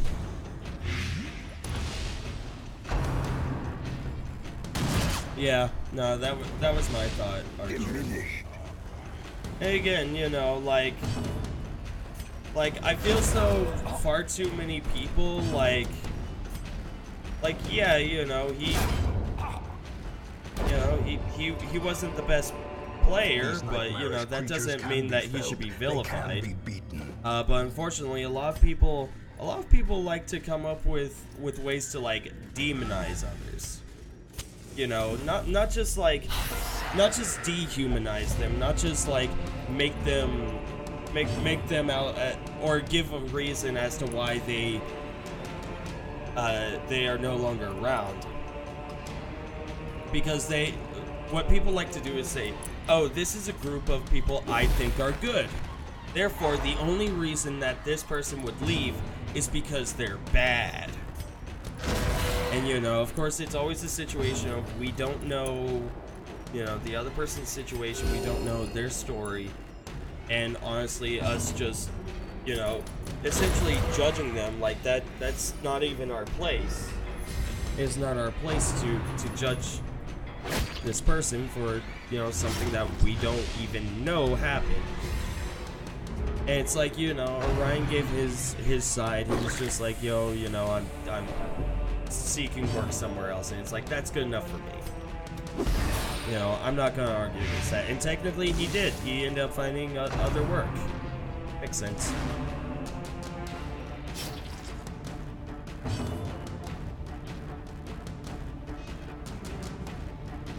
But even then, Archer, he didn't take up half of the, he actually spent a reasonable amount of time.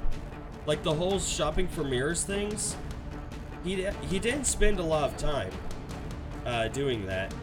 he spent a pretty reasonable amount of time. It's just that, like, one, it was clear he was metagaming, and two, like, the rest of the cast was clearly, like, annoyed by him. And that's why it got vilified so much, because everyone else was annoyed. And everyone else showed that they were annoyed. But in reality, he didn't really spend too much time shopping for mirrors.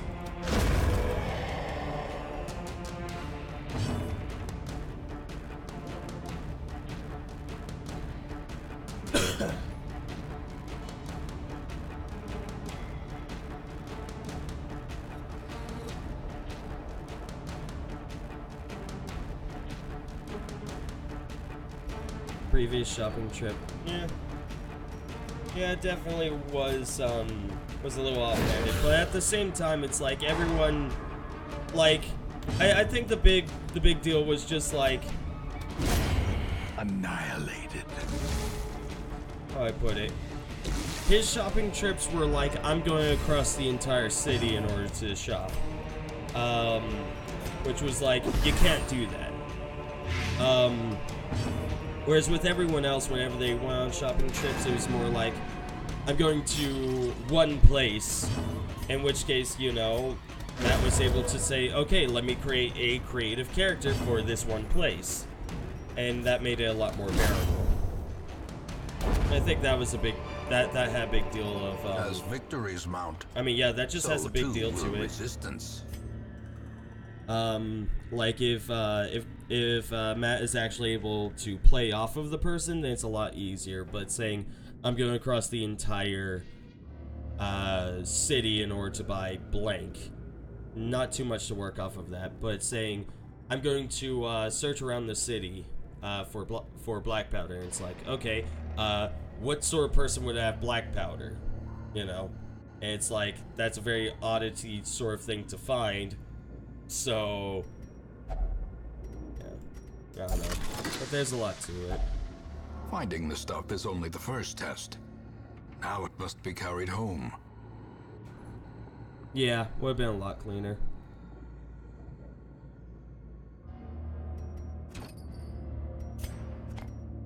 Yeah. I also thought it was funny with the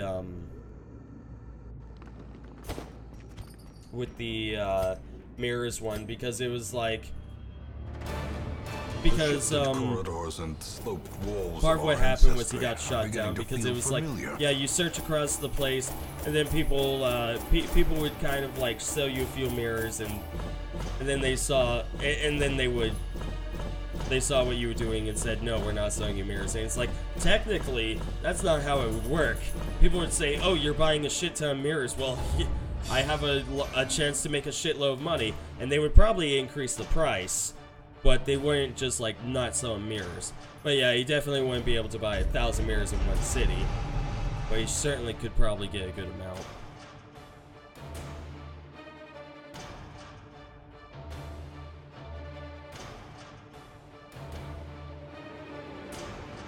Yeah.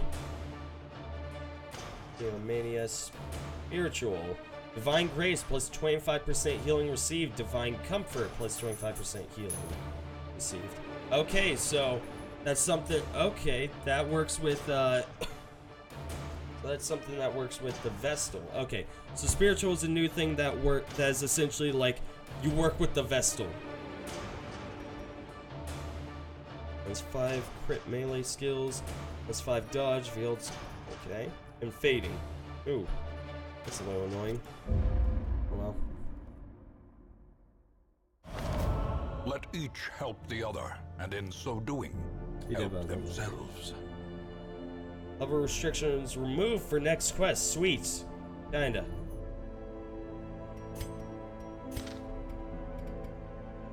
Time to send some high levels to go kill a medium boss.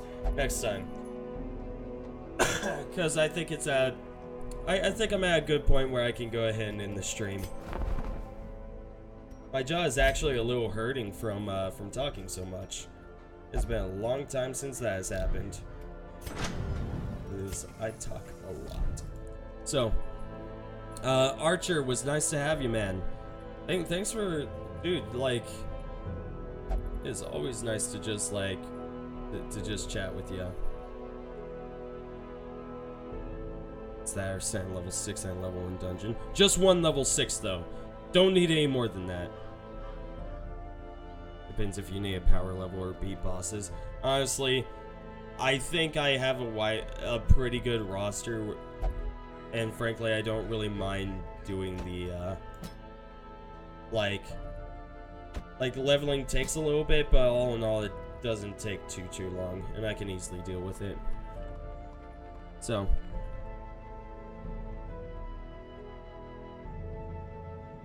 yeah. So I'll go ahead and end the stream there. Thank you guys so much for hydration bot. We appreciate the boost, maybe. But yeah, you guys, yeah, it was nice having y'all. It was a nice stream. It really was kind of like a nerve soother, you know. So I'm gonna go ahead and just. Oh, okay.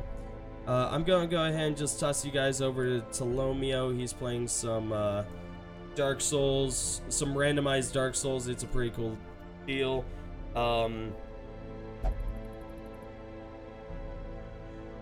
I'm forgetting how to do this. You all have a great night. The farm only. Do you recruit those level 6s? No, those level 6s I trained.